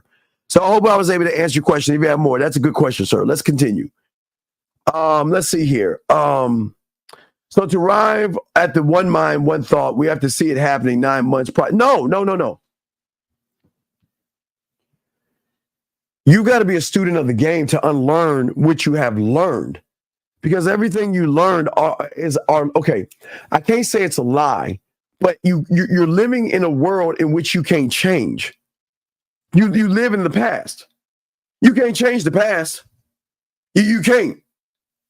But you live in the past as if it's actually the present and the future. Your mind has got you so caught up that you don't even realize that all you do is tap and look to, and you don't even drink from. You just look at the past. Well, she turned me down in elementary school, so that means this woman at the bar is not going to talk to me. Or this guy on YouTube said that, well, because it happened to him, it's going to happen to me, so that means I ain't going to do that shit. So there are a lot of things that slow you down and do harm to you, big guy. Let us continue. He says, should my response be when a girl asks what my body count is? What should my response be? I don't know how much you've been fucking to tell her the truth. Guys, listen. A woman is not going to really ask you what your body count is, but a woman's going to recognize you get pussy. And the way they recognize it is they're going to start throwing women in your face. But they're not going to ask you how many pieces of pussy you had. They're just going to recognize. See, when you game the fuck up, they know you had pussy. So they know they got to move differently. See, when they recognize you have game, they move differently because that's what the game dictates, to move differently. But when you don't have any game, they ain't going to ask you about your body count and stuff like that, dog. Come on, man, stop. So why am I so full of confidence in my head? Because you can be whatever you want on this. Okay. From the comfort of your comfort zone, you can be Don Juan DeMarco. You can be a ladies' man. You can be whatever your mind or you decide you want to be. You can be a ladies' man.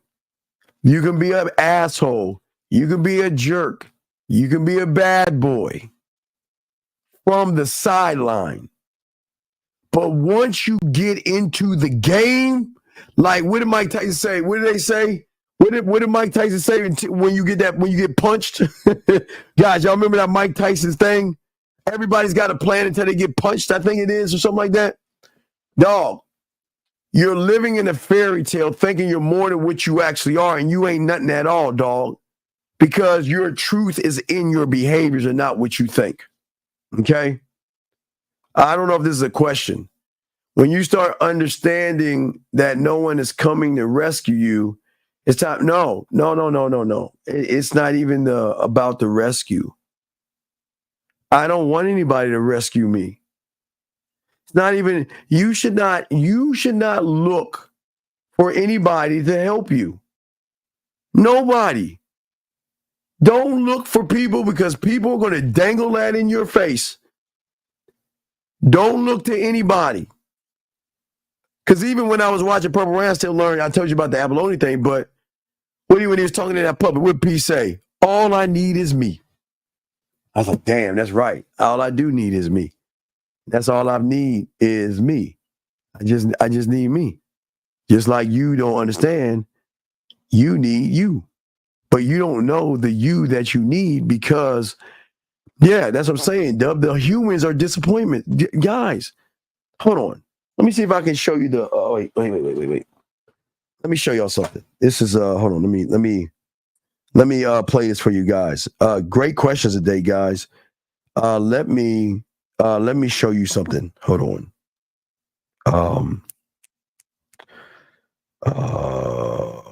What is it? Hold on a second.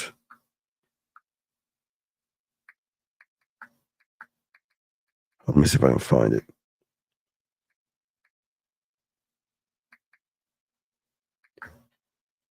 What is the, hold on, I gotta find that, hold on. The name of the fucking, hold on a second.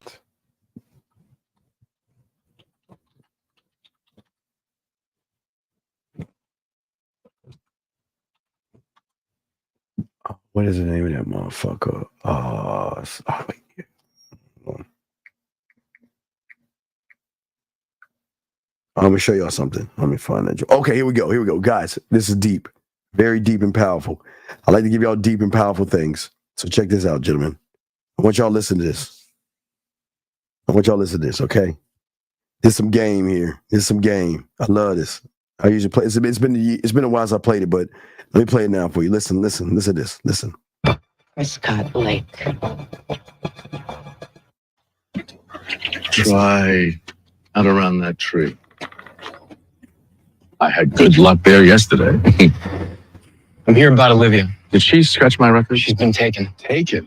Forced the president into war in West Angola. Now she's being sold on the international auction block to the highest bidder.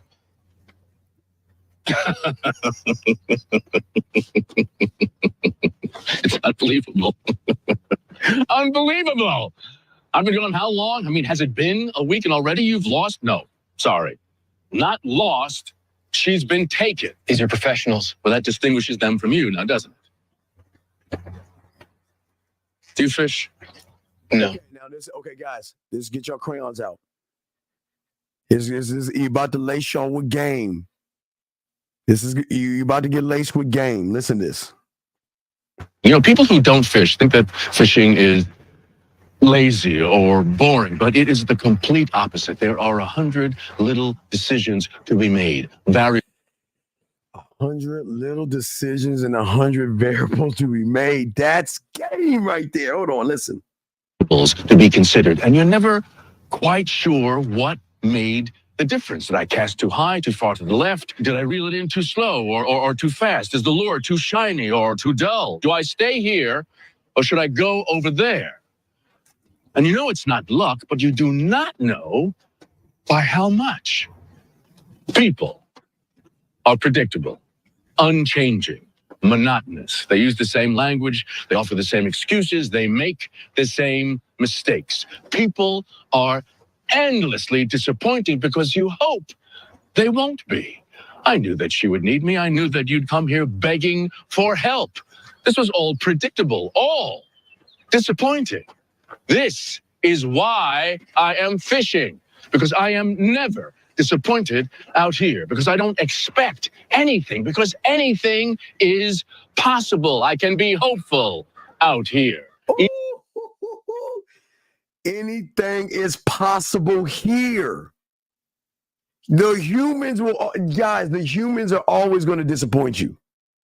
The humans are always going to disappoint you in some shape, form, and that's why we just do our thing. But what I'm saying to you guys out here is that you can never lose hope when you know that the world here is an unpredictable place that you haven't even tapped into yet. You haven't tapped into that source. And once you can start tapping into that source, remember, like those horror movies, right? Those horror movies. What do they do in a horror movie? Hey, what's this? Let me bury this thing. And what the hell is this? And they open it. Whatever. But I'm saying to you guys out there, that is why I teach y'all what I teach you. So with game, you're drinking from your fountain of your source, you. But when you're stuck and look at the past, you are drinking from the fountain of the past pains and pleasures. Yes, but not only, okay, but it's not just your past.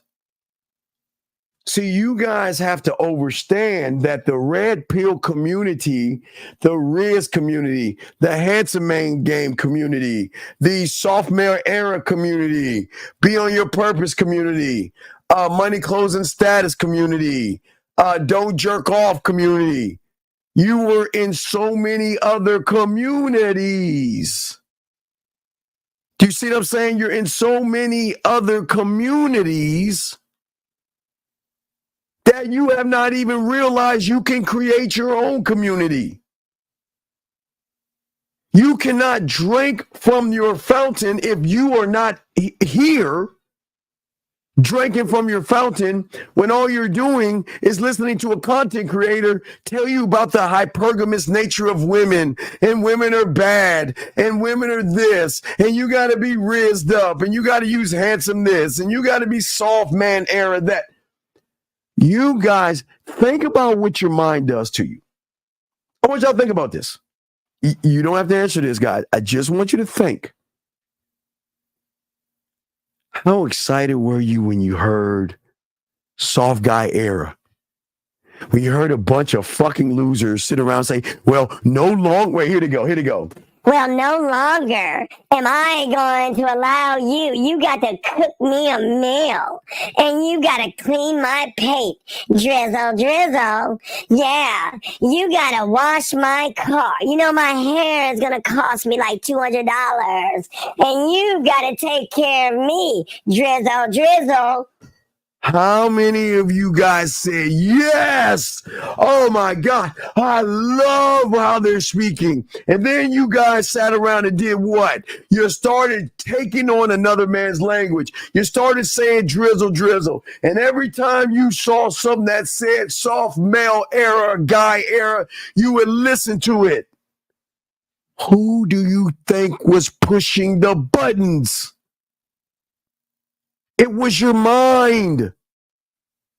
Because your mind knows that if you are not rooted in your foundation, and what is your foundation, gentlemen? If you, gentlemen, are not rooted in the only foundation that I teach you, the only foundation, if you are not rooted at the core of what you see right here, you will follow every goddamn movement there is or known to man, and every new one that's coming up, because that's what is telling the mind to run you, because you do not believe that you should not follow anybody but yourself. But I just want y'all, listen, I don't want y'all, listen, I'm not here to shame you guys, not here to make you feel bad. I just want y'all to think for a moment. Think for a moment. What happened for some of you that saw drizzle? Just like you did, you got excited when you heard Handsome Man Game. You got excited when someone told you about Riz. You got excited when someone told you about High Value Man. You got excited, but you didn't know why I got excited. But wait a second. Where was that same excitement when you wanted to talk to a woman? Wasn't any. Where's that same excitement when you saw her online and you wanted to reach out to her? Where's that same excitement when you're on a dating app and you're swiping and you see someone that you're interested in, and then you have a match? You're like, oh shit, what am I going to do? That's what I'm saying, gentlemen. What I'm saying is there are things that are happening that you don't understand that are actually happening until you have understanding of why it is happening. Most of you guys, you ran to the red pill because a lot of you felt awkward.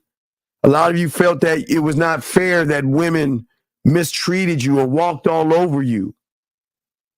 But the more you run towards those pills, the further you run from the self. Nobody wants you to learn you. How the hell are we going to market? How are we going to market diamond rings to you? How are we going to market ladies' night? How are we going to market beer? How are we going to market clothes? Wait, I can't pay that rapper now because you're going to look at that rapper like, man, I ain't wearing that shit. I mean, my God, we got to keep the ignorant. Come on. Look, I'll rent the mansion. I'll rent the women. I'll rent the cars. I'll give you all the bling you need. I just need you to wear this dress or this purse so these guys can start wearing dresses and purses thinking they're going to get some ass. They can't. Y'all can't be. Wait a second.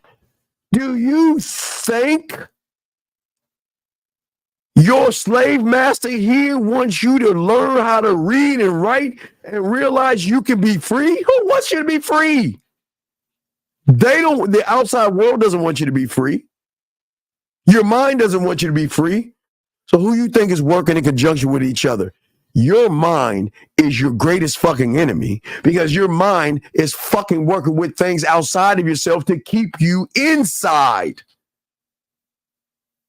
It's holding you back. And you know the best part about it?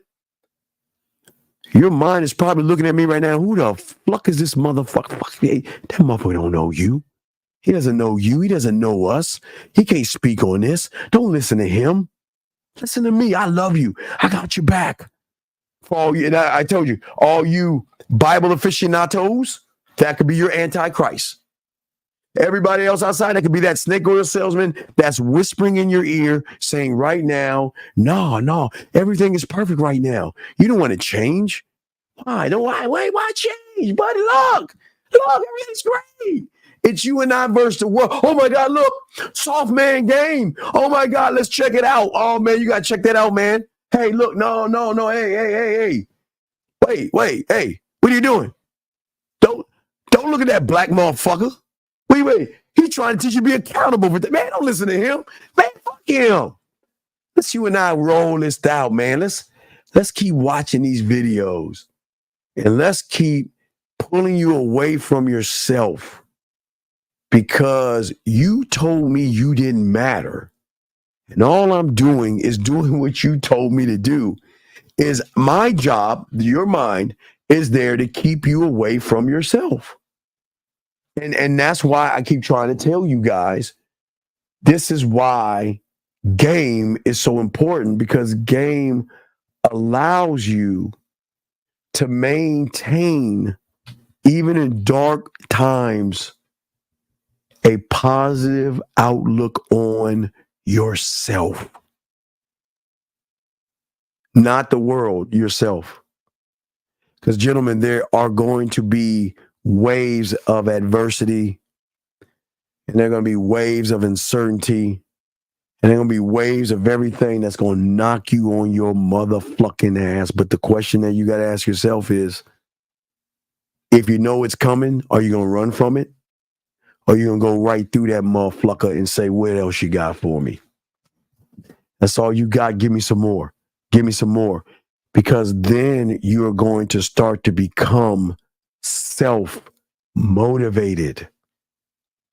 That means that you and only you are going to create or generate enthusiasm for yourself that goes beyond even things you don't even see right now. You're going to believe in yourself. And if you do not want to do this, nobody's trying to say don't do it. I'm saying that you guys, I think that you can do it. I believe that you can do it. But I'm not here to actually say do it, because I'm not here to put a gun to your head. I can't do that. The game does not allow me to say, well, if you do these things, this is going to happen. I can't do that, because the game teaches you, like it taught me, to see it for yourself. It's the one thing that is the most eye-opening thing when you actually start to look in the mirror versus the window. And that's what most of you guys are doing. You're looking in like that. But also it allows you to come over with this calmness. Because the more patient you are with yourself, the more pussy you get. I'll give you that for free. Patience equals pussy. And I have known that even at 9 years old. Because it was at 9 years old, I got that fucking, that joke about the two bulls on top of the hill. Are they bulls or cows or sheep? It doesn't matter. I forgot what was on. There were two of something on the hill that said, let's run down. Y'all know the story. Let's run down and fuck one of them. The other one said, let's walk down and fuck them all, right? I learned that at 9 years old. I learned that the more patient you are with yourself and having the ability to tolerate delays and setbacks and trusting not in the process, but trusting in yourself, remaining focused on the long term versus the short term, everything changes for you. Because then at that point,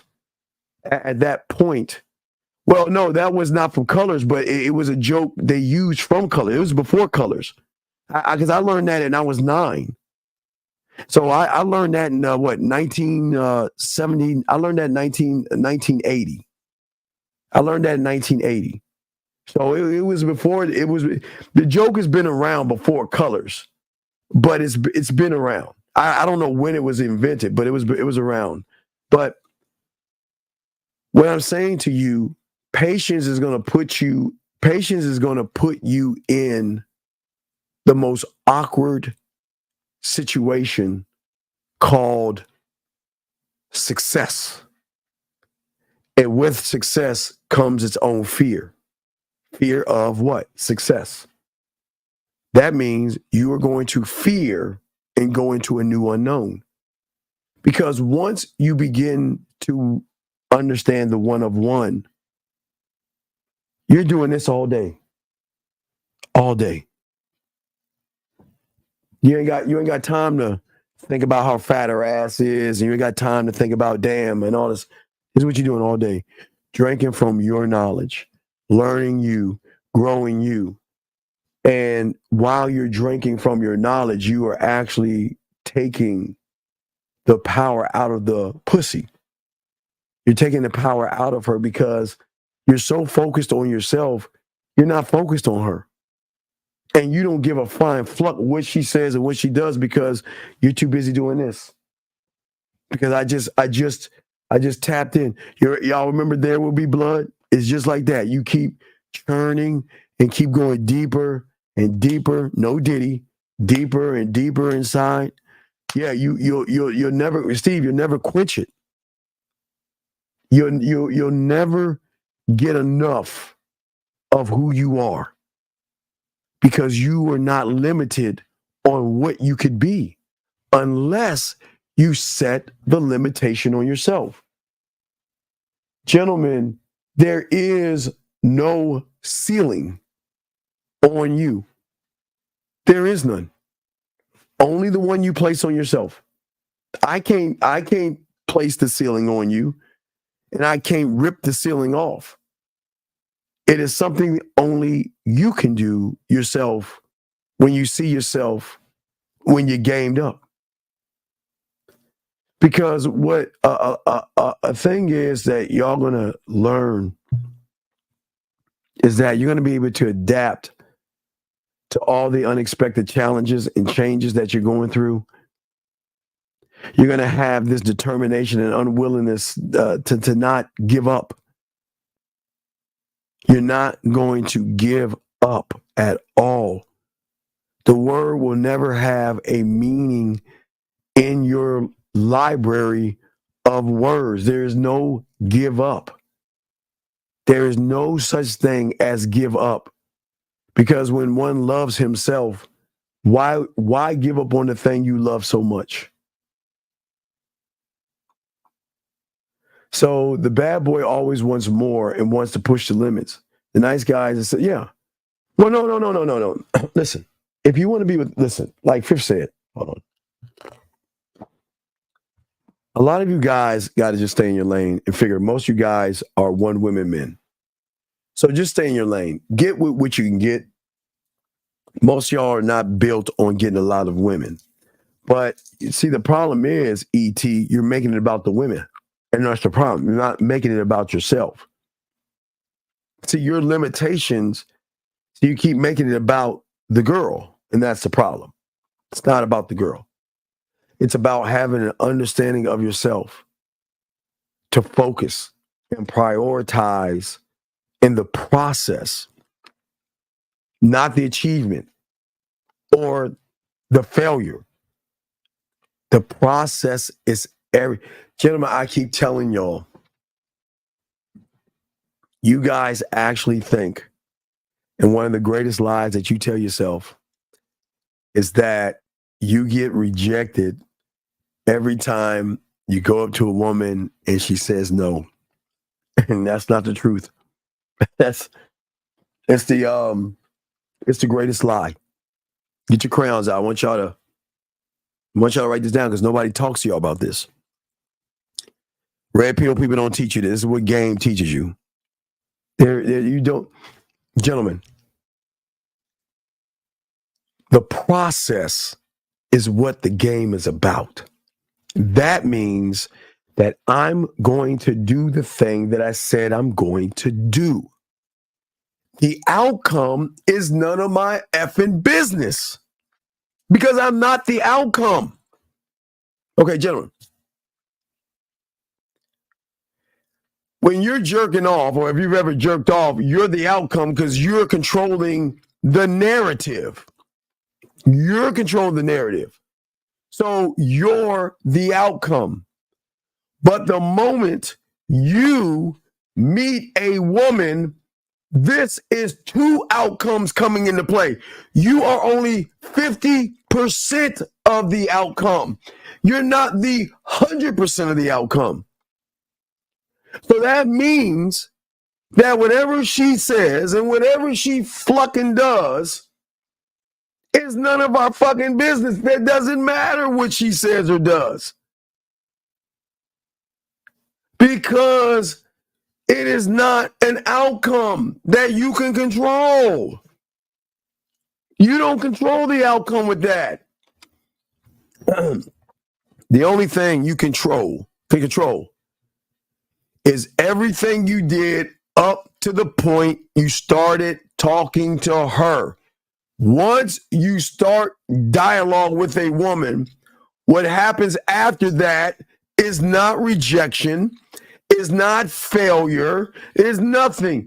It's her choice to decide what the fuck she wants to do. That has nothing to do with you. What you have to deal with is the process. I'm going to go up and talk to her. That's all I can do. Oh, listen, just like a job, all I can do is say, here's my resume. And wait. I cannot do anything else because I am not 100% of the outcome. I am only 50% of the outcome.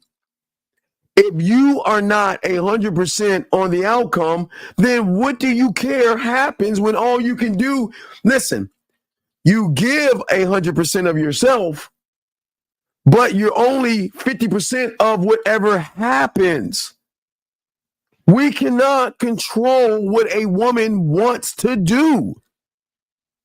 And what she decides on doing, I got a boyfriend, I'm not interested or not talk to at all. Why would we beat ourselves up over something we only have 50% of the control over? So what does it matter? What matters is that you know what? The process.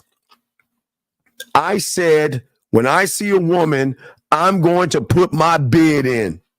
And that's it. That is all I can do.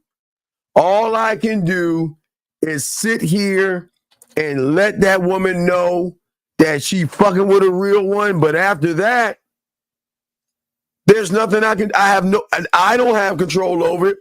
50, Lucario, nobody has the control. Now,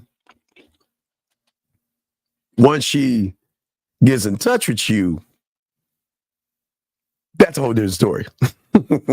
But no, what I'm saying here, we have to stop looking at the last domino to actually determine our self-worth. And not only we are doing that with women, but we're doing that with YouTube and content creators. I keep telling y'all guys, all they're doing is, didn't I give y'all an assignment? Didn't I give y'all an assignment a few weeks ago to watch the news? I'm undefeated. What is the news going to do? They're going to do, hey, accident, killing, death, scare you, weather, chit chat maybe about something light, sports, and then the feel good, and then they're going to do it all again tomorrow. And y'all get glued to that shit like a soap probably. Oh my God, it's so scary out there. That's how they supposed to do it, dog. But you know, motherfucker, that game, they don't listen to that shit. Look, I just need to know what the weather's like so I can make sure I throw the right thing on. That's all I need to know. And I don't need to watch sports on a regular channel because I can go watch ESPN, NFL Network, and all that stuff. Y'all see what I'm saying, guys? You see what I'm saying? That's what I'm trying to teach y'all guys about the game. We're heading towards some feminine stuff. It's going to get pretty bad. Oh, my number. I'm sorry. Guys, y'all want to call in. We're not going to be on too long. Guys, you want to call in? Y'all can call in. For all my guys overseas, Game doesn't sleep. We'll be going live around 4 Eastern Standard Time in the morning, chopping up this motherfucking ism. I love it. But, gentlemen, I'm telling each and every one of you guys, you are not her decision. You are not the end result. Stop looking at the end result to determine your self-worth. The only thing you have control over is to the point of believing in yourself and going up to her and presenting yourself.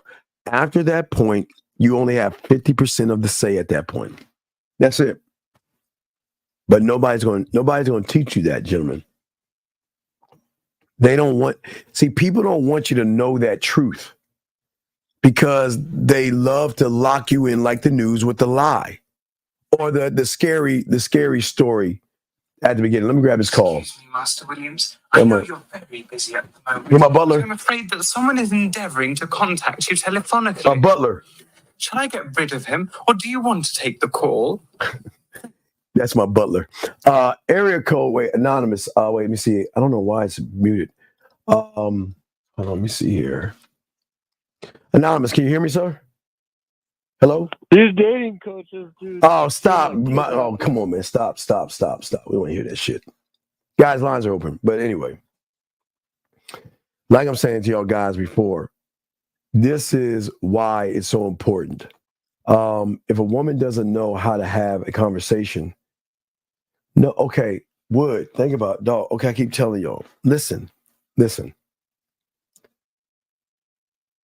These women are like broken animals, and no knock on them.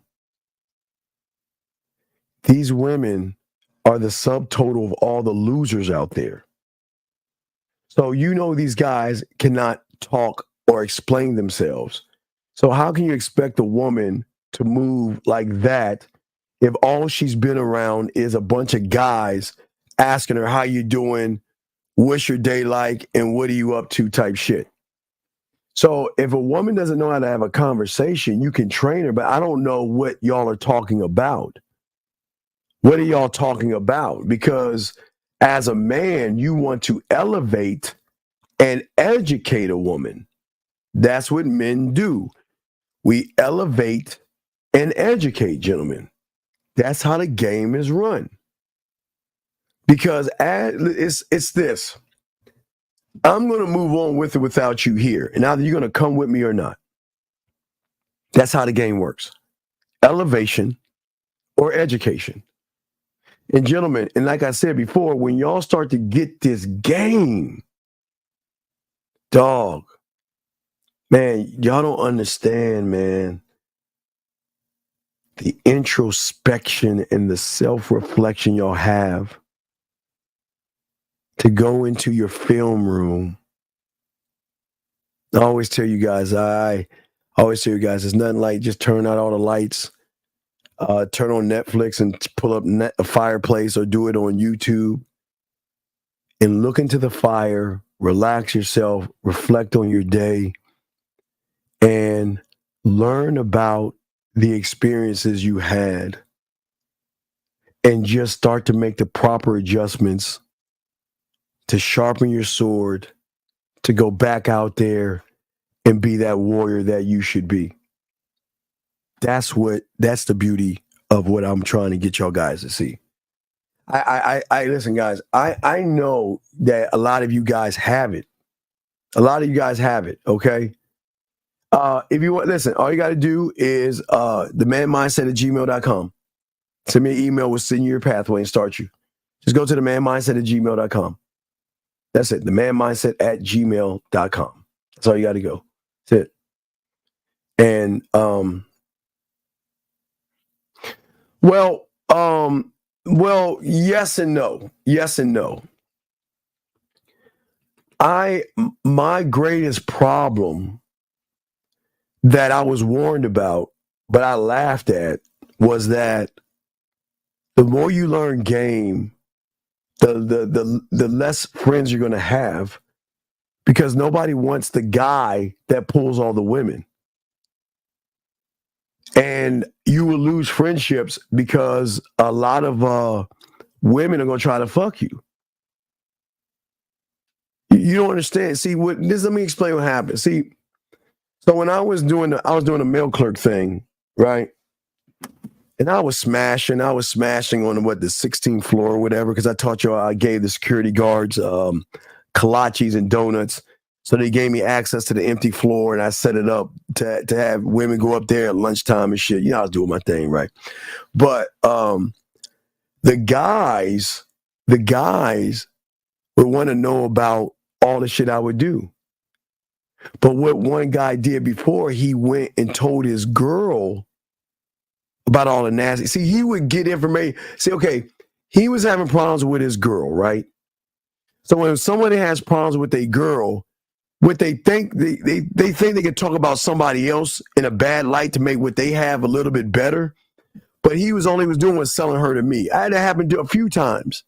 I said, hey, I had to move out of the apartment. One of my boys had to leave his place, and my first cousin, I had to leave his place because I was fucking, and they didn't understand. Not them, but their women couldn't understand all the women that were coming in here like it was Union Station or some shit. I was like, I don't want to get into those stories, but I'm just saying, I'm just telling y'all are going to lose a lot of friendships. Nobody's going to want to be around the guy that's sleeping with all the women. Nobody's going to want to be with that smooth talker. So you're going to lose a lot of friends or your family members. Like I said, my first cousin told me I had to leave because I had women coming over, and his girl didn't like that. All right, cool. That's cool. But that's part of the game, gentlemen. Nobody wants to be around a guy that can pull women, because then you become a threat. Nobody wants to be around that guy. So you're going to lose a lot of friends. But you also going to lose a lot of family members, because you ain't loaning no more money out. You're not going to loan any. Once you learn game, your mom, your dad, your sisters, your relatives, and everybody out there can never ask for any money from you whatsoever, because they got to pay you back. And if you don't pay me back, then that means I'm paying you to leave and stay the fuck out of my life. That means, listen, I'm gonna show you how your mom or some of your parents use their love for you against you. Don't let your mom say I raised you. Don't let your mom say I raised you. I had to work 2 jobs and I had to do all this stuff and I need to borrow some money. And how dare you ask me to pay you back? No, no, no, no. And I'm not trying to put you against your mother or your father, I'm trying to show you what men do. Mom, I will let you borrow this money, but I need to know the payment plan. And if you can't give me one, I can't give you the money, because I love you enough to say no. And if she throws in your face, well, you know what? I worked 2 jobs and I scraped up. Mom, I did not ask to come here. I didn't ask to be here.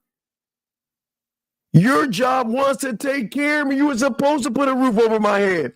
You're supposed to give me clothes. You're supposed to feed me.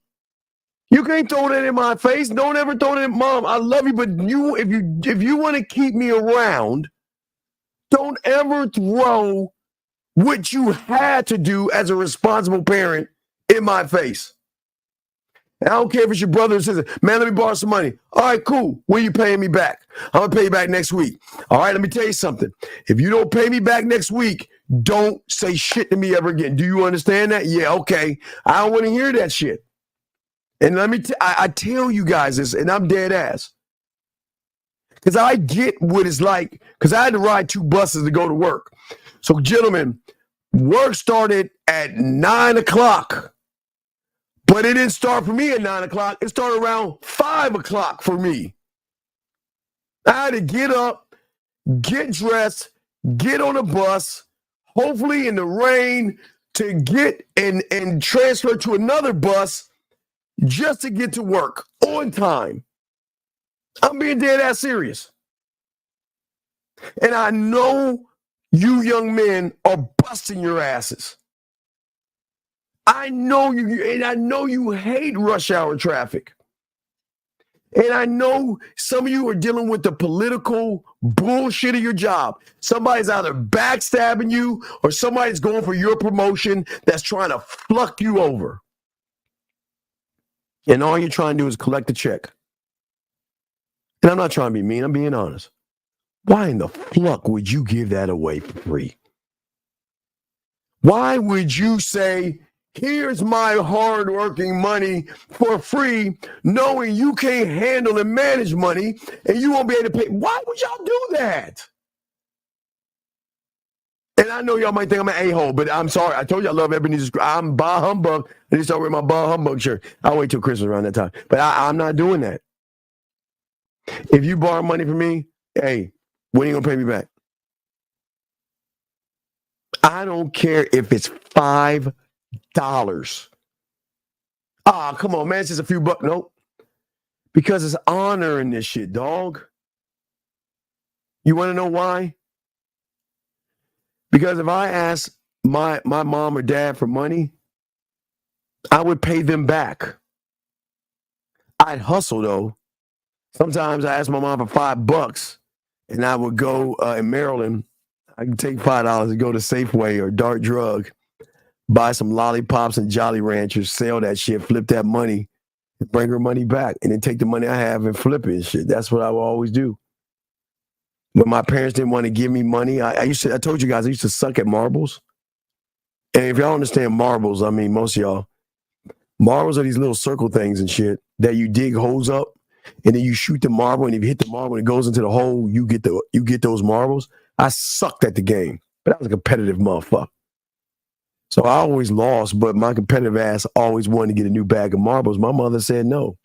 So you know what I did at like 8 years old? I went to the commissary and started bagging groceries. Can I take your bag to your car?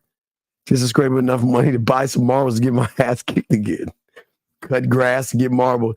So I just want you guys to not give your money away to people.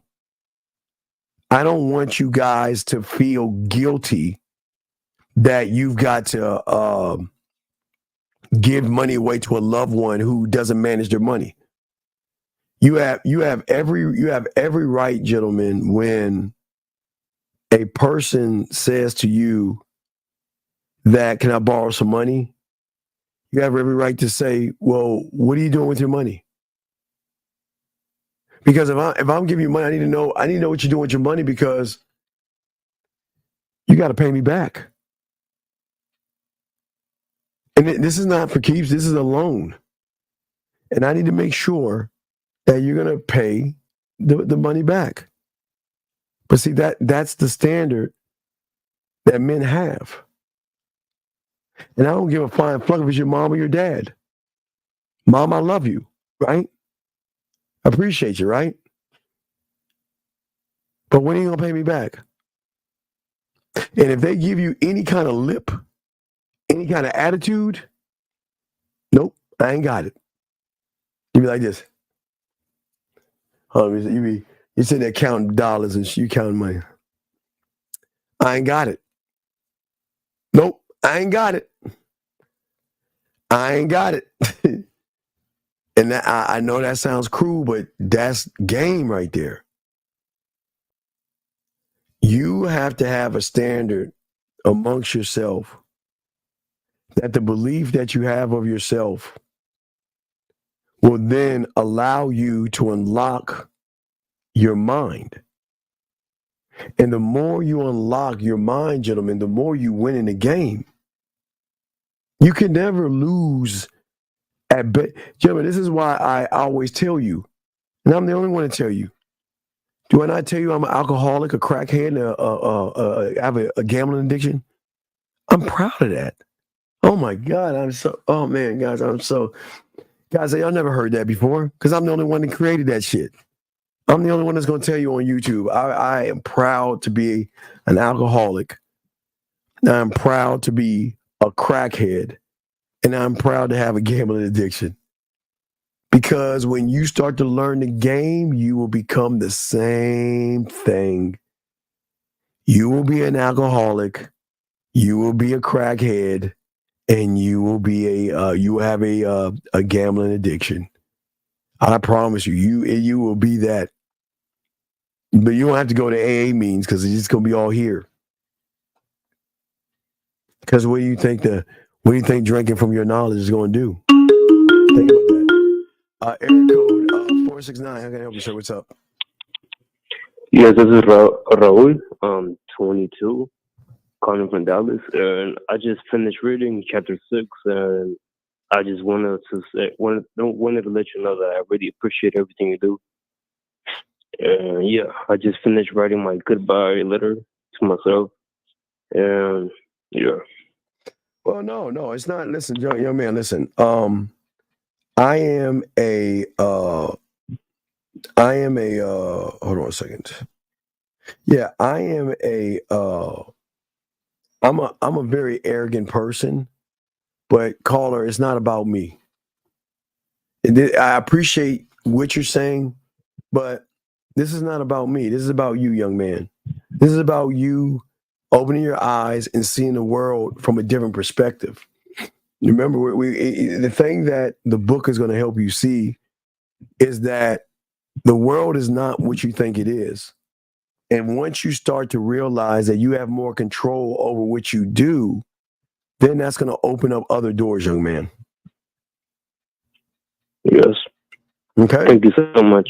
Yes. No. I appreciate everything you do. No. You need to say, hey, you know, hey, listen. Thank me by just loving the man in the mirror. That's all I need. But I appreciate the thing. I don't. Right. Yeah. Because listen, I got my own code. I'm too busy worshiping me and shit. So I don't need your thank yous. I'm at my throne by me. You know what I mean? Steve. So no, it's all love, man. It's all respect, buddy. Okay. All right. Well, you have a good one. I appreciate the call. Thank you very much. So that's great. I like that. I like those calls.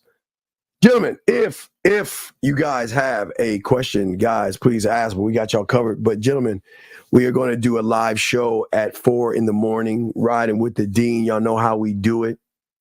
We chop up game. Game doesn't sleep. So if you're overseas, always try to do something at least for you guys to talk to you while y'all are up. Because I know most of y'all are asleep right now or in bed or something. But no, what I'm saying to all you guys out here is that the power is in you, but the power needs to be unearthed. It's not an easy thing to do because right now you believe the world is the way it is and you think it's actually that way. You believe it. You created a fact and it's not true. It's not true. Boxing, I am going to work on the track. Okay, I am. I'm just working on these things for y'all. I gotta finish up the core. I'm working on the second book. Then we got to get Manhood U, the membership up and running. So I got it, boxing. I just got to get all these things done. But I haven't forgot boxing. I have not forgot. But gentlemen, I say to all you guys out there, do y'all have questions? We'll take the last 10 minutes or so to answer the question y'all got. If y'all have any questions, please feel free to ask. Or call in. But, I just want to make sure that we take a moment to just talk to you. Because, I'm always doing shows with everybody. But, sometimes I like to take a second to talk to y'all. And I'm going to do more of that, to talk to y'all and things like that. And move on the game the way we do.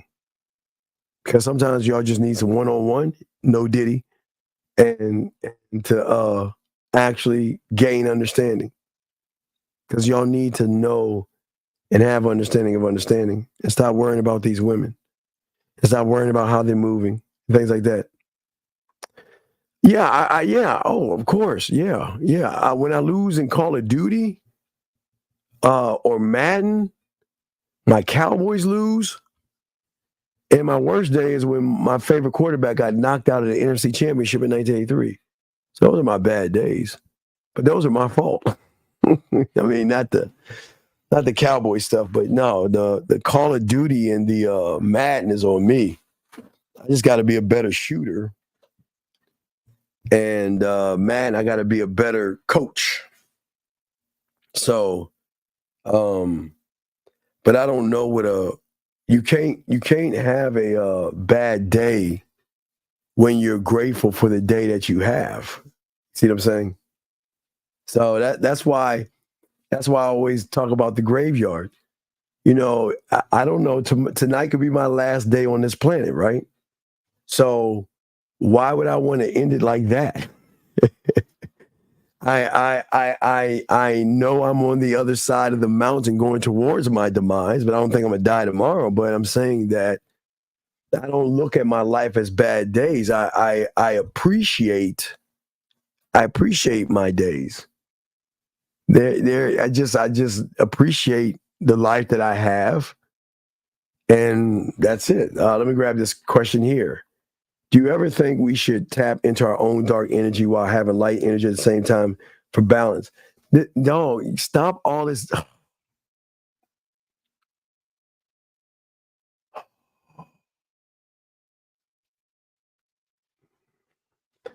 So learn some game, dog. All that light and dark energy, dog. Just learn some game, man.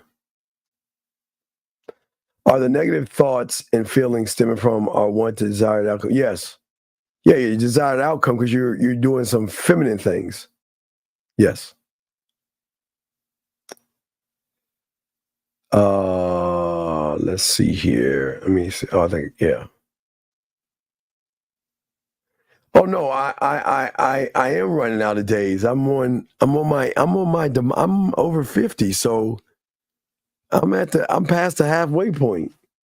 I'm going down the other side of the mountain now. I'm not like a Viking and like going towards Valhalla. I'm just saying that I accept that my body's gonna break down. All this is gonna happen to me. I mean, I accept that. I'm cool with that shit, man. I lived. So no midlife crisis or anything like that. I still eat candy, watch cartoons, play video games. Still a big ass kid. I love my life. So I'm still watch wrestling and shit. So no, man, I'm cool with I'm going down the hill. How do you create quality relationships with someone in the business you want to learn from?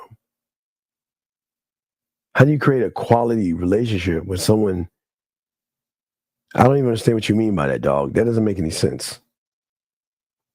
Did you say that behind everything uncomfortable is the expansion of your empire? Yeah, because you have to the only way you can get to the comfort zone is the tail end of discomfort.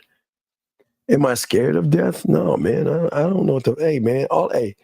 Dog. I don't know what's gonna happen. All I know is that I don't know what the fuck is gonna happen. I don't know. I'm dog. I'm good. I don't know what's gonna happen.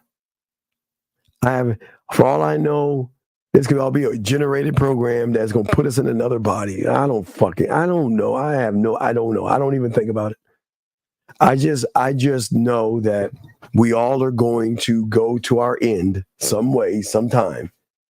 Unless I'm sure in the next 20 or 30, 40 years, they're going to start coming up with synthetic hearts and livers and things like that. I don't know. They're going to probably have things to keep you alive a little longer. Just how technology is, but I don't know. I mean, I want y'all to think about something. And I want y'all to think about how deep like life is. Like y'all got to remember, I was born in 71, right? So just remember 71, square ass TVs, no cable, barely video games, no phones, no beepers, no internet. I mean, the world fucking changed, man. It like the world. I mean, think about what I've seen from 71. Remember, I came into the internet and pagers and beepers and cell phones and all this other stuff. So what you young men are seeing at my 71, wait fucking 40 years from now what y'all see. I mean, it's gonna be mind fucking blowing. I mean, it's just it's just mind blowing how it works. It's just gonna be crazy, man. It's gonna be crazy. I don't know. I'm still working on. I'm trying to finish that up. Let's see here. How do you get over the anxiety of? I don't get over anxiety. I am one of one. I'm the prize. I'm the prize. No, I don't. I'm not familiar with things like that. No, I'm not familiar with that. No, I'm not familiar with that. So no, I don't believe in anxiety. I'm the prize. I'm king. I'm emperor. I'm the guy. So I create things. I'm that motherfucker. So no, man, ain't no anxiety. There's no worry. There's none. No, dating isn't hard. Dating is hard out here. Just when I thought I found the love of my life, I find 3 more. No, that's not it. That's weak. When a woman is saying she's having a bad day, her life is going down the drain, can't trust a guy, should we at that point teach her to love her own self? No. Listen. I'm just not around. I just don't like losers. Women can be losers too. I don't want to hear that shit. Listen, I don't want to be with a down and the dumps person. I mean, being sick is one thing, but saying her life is going down the drain, bye. Yeah. Peace. Well, yeah, all that stuff is a misinterpretation because you created it. You label anxiety, so you created it. So you created the misinterpretation of what you think anxiety is, and it's not. That's not anxiety. It's not anxiety. Last round of questions, gentlemen. We're about to wrap this up, guys. 4 Eastern Standard Time. We're gonna do a round with the dean. So I'm gonna set that up as soon as this is over with. Well, yes, because you're learning. You guys, this is what I want y'all to think the depth of it. And this is how my mentor told me. If you look outside right now, and depending on how cloudy it is, if it's a clear night, you'll see what I'm talking about. Thank you, 85 likes. So if you look out your house right now in the sky, you'll see nothing but little dots. And every little dot is its own little solar system, dog. Think about the dot that we have. Think about the dot we're in. We're in a dot, right? That's sun. We're rotating around this dot. Okay, so that means somebody somewhere else is probably looking at us from another dot, whatever. But I'm saying is that you're infinite. Just like, see, y'all don't understand. It's just you're infinite. You'll never reach any of those damn dots. That's why we're standing in the dot that we're in. We will never be able to leave our solar system. So I'm just saying. I'm saying is that that's just how it works. And I agree with you. If you want to be a loser, go ahead, dog. I can't listen. One thing I can't do is I can't teach a loser how to be a winner, dog. Yeah, lose. Yeah, I agree with you. If you believe that bitch ass shit, then be that bitch. I don't give a fuck. You believe that shit, go ahead. Anyway, gentlemen, themanmindset@gmail.com, themanmindset@gmail.com. If y'all are ready to learn, hope you guys subscribe. And gentlemen, 4 East, we'll be going live. Is that why when we see women, we move immediately because the idea has become a habit? No, you don't move at all because of you don't believe in yourself. Mike says, do you believe in you get from the world what you give the world? Fuck no. The only world I give to is my world here. That's what I'm saying. The right here. That's all I'm saying right here, quick. So that's all I'm saying, guys.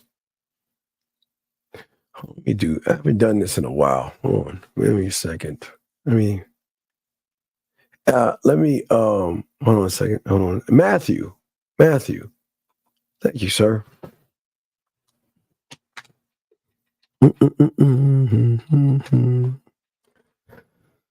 Because Jimmy, I always got to remember, there's always going to be one person who. Let me see here. Give me a second, gentlemen.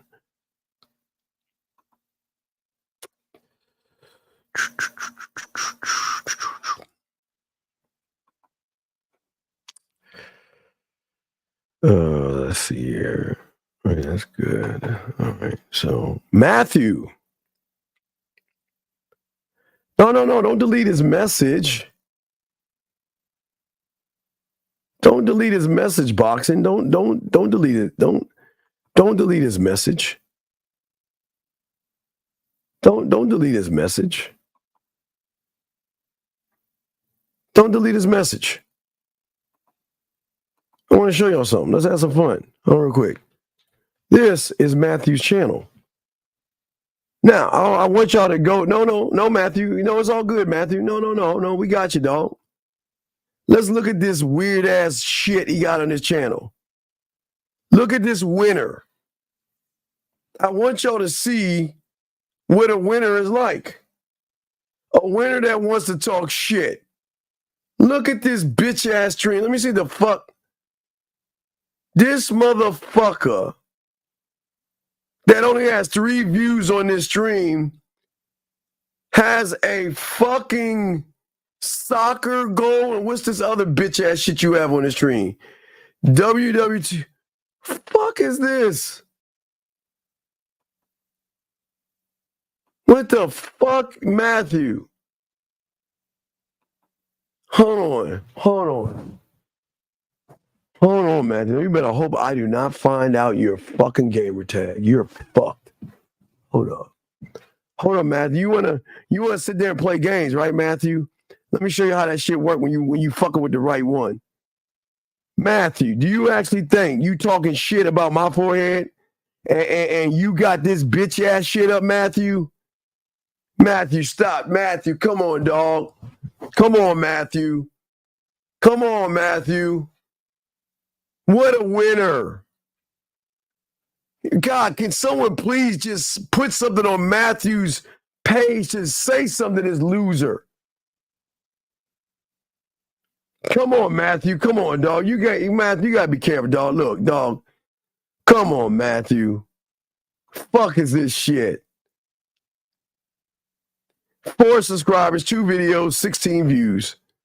And you've been around since 24. Matthew, stop, Matthew. Okay? So, Matthew, be nice next time, okay? Be nice. Be nice, Matthew. Because you're fucking losing right now. You're fucking losing. And you know what that tells me, Matthew? That tells me your punk ass is not fucking, and you know you ain't getting no pussy. So instead of worrying about my forehead, you need to worry about your bitch ass, and you can't even play your fucking video games right, motherfucker. Come on, Matthew. Stop that shit, dog. Come on, man. Come on, man. I had to do it one time, guys. It's been a while, guys. I had to get it in one time, dog. I had to get it wrong in one time, dog. I just had to get it. I just had to get it in. Just one time. See, guys, when you get it in one time, you're good. You don't have to trip on that shit. You don't have to trip on that shit. You don't ever have to trip on that shit.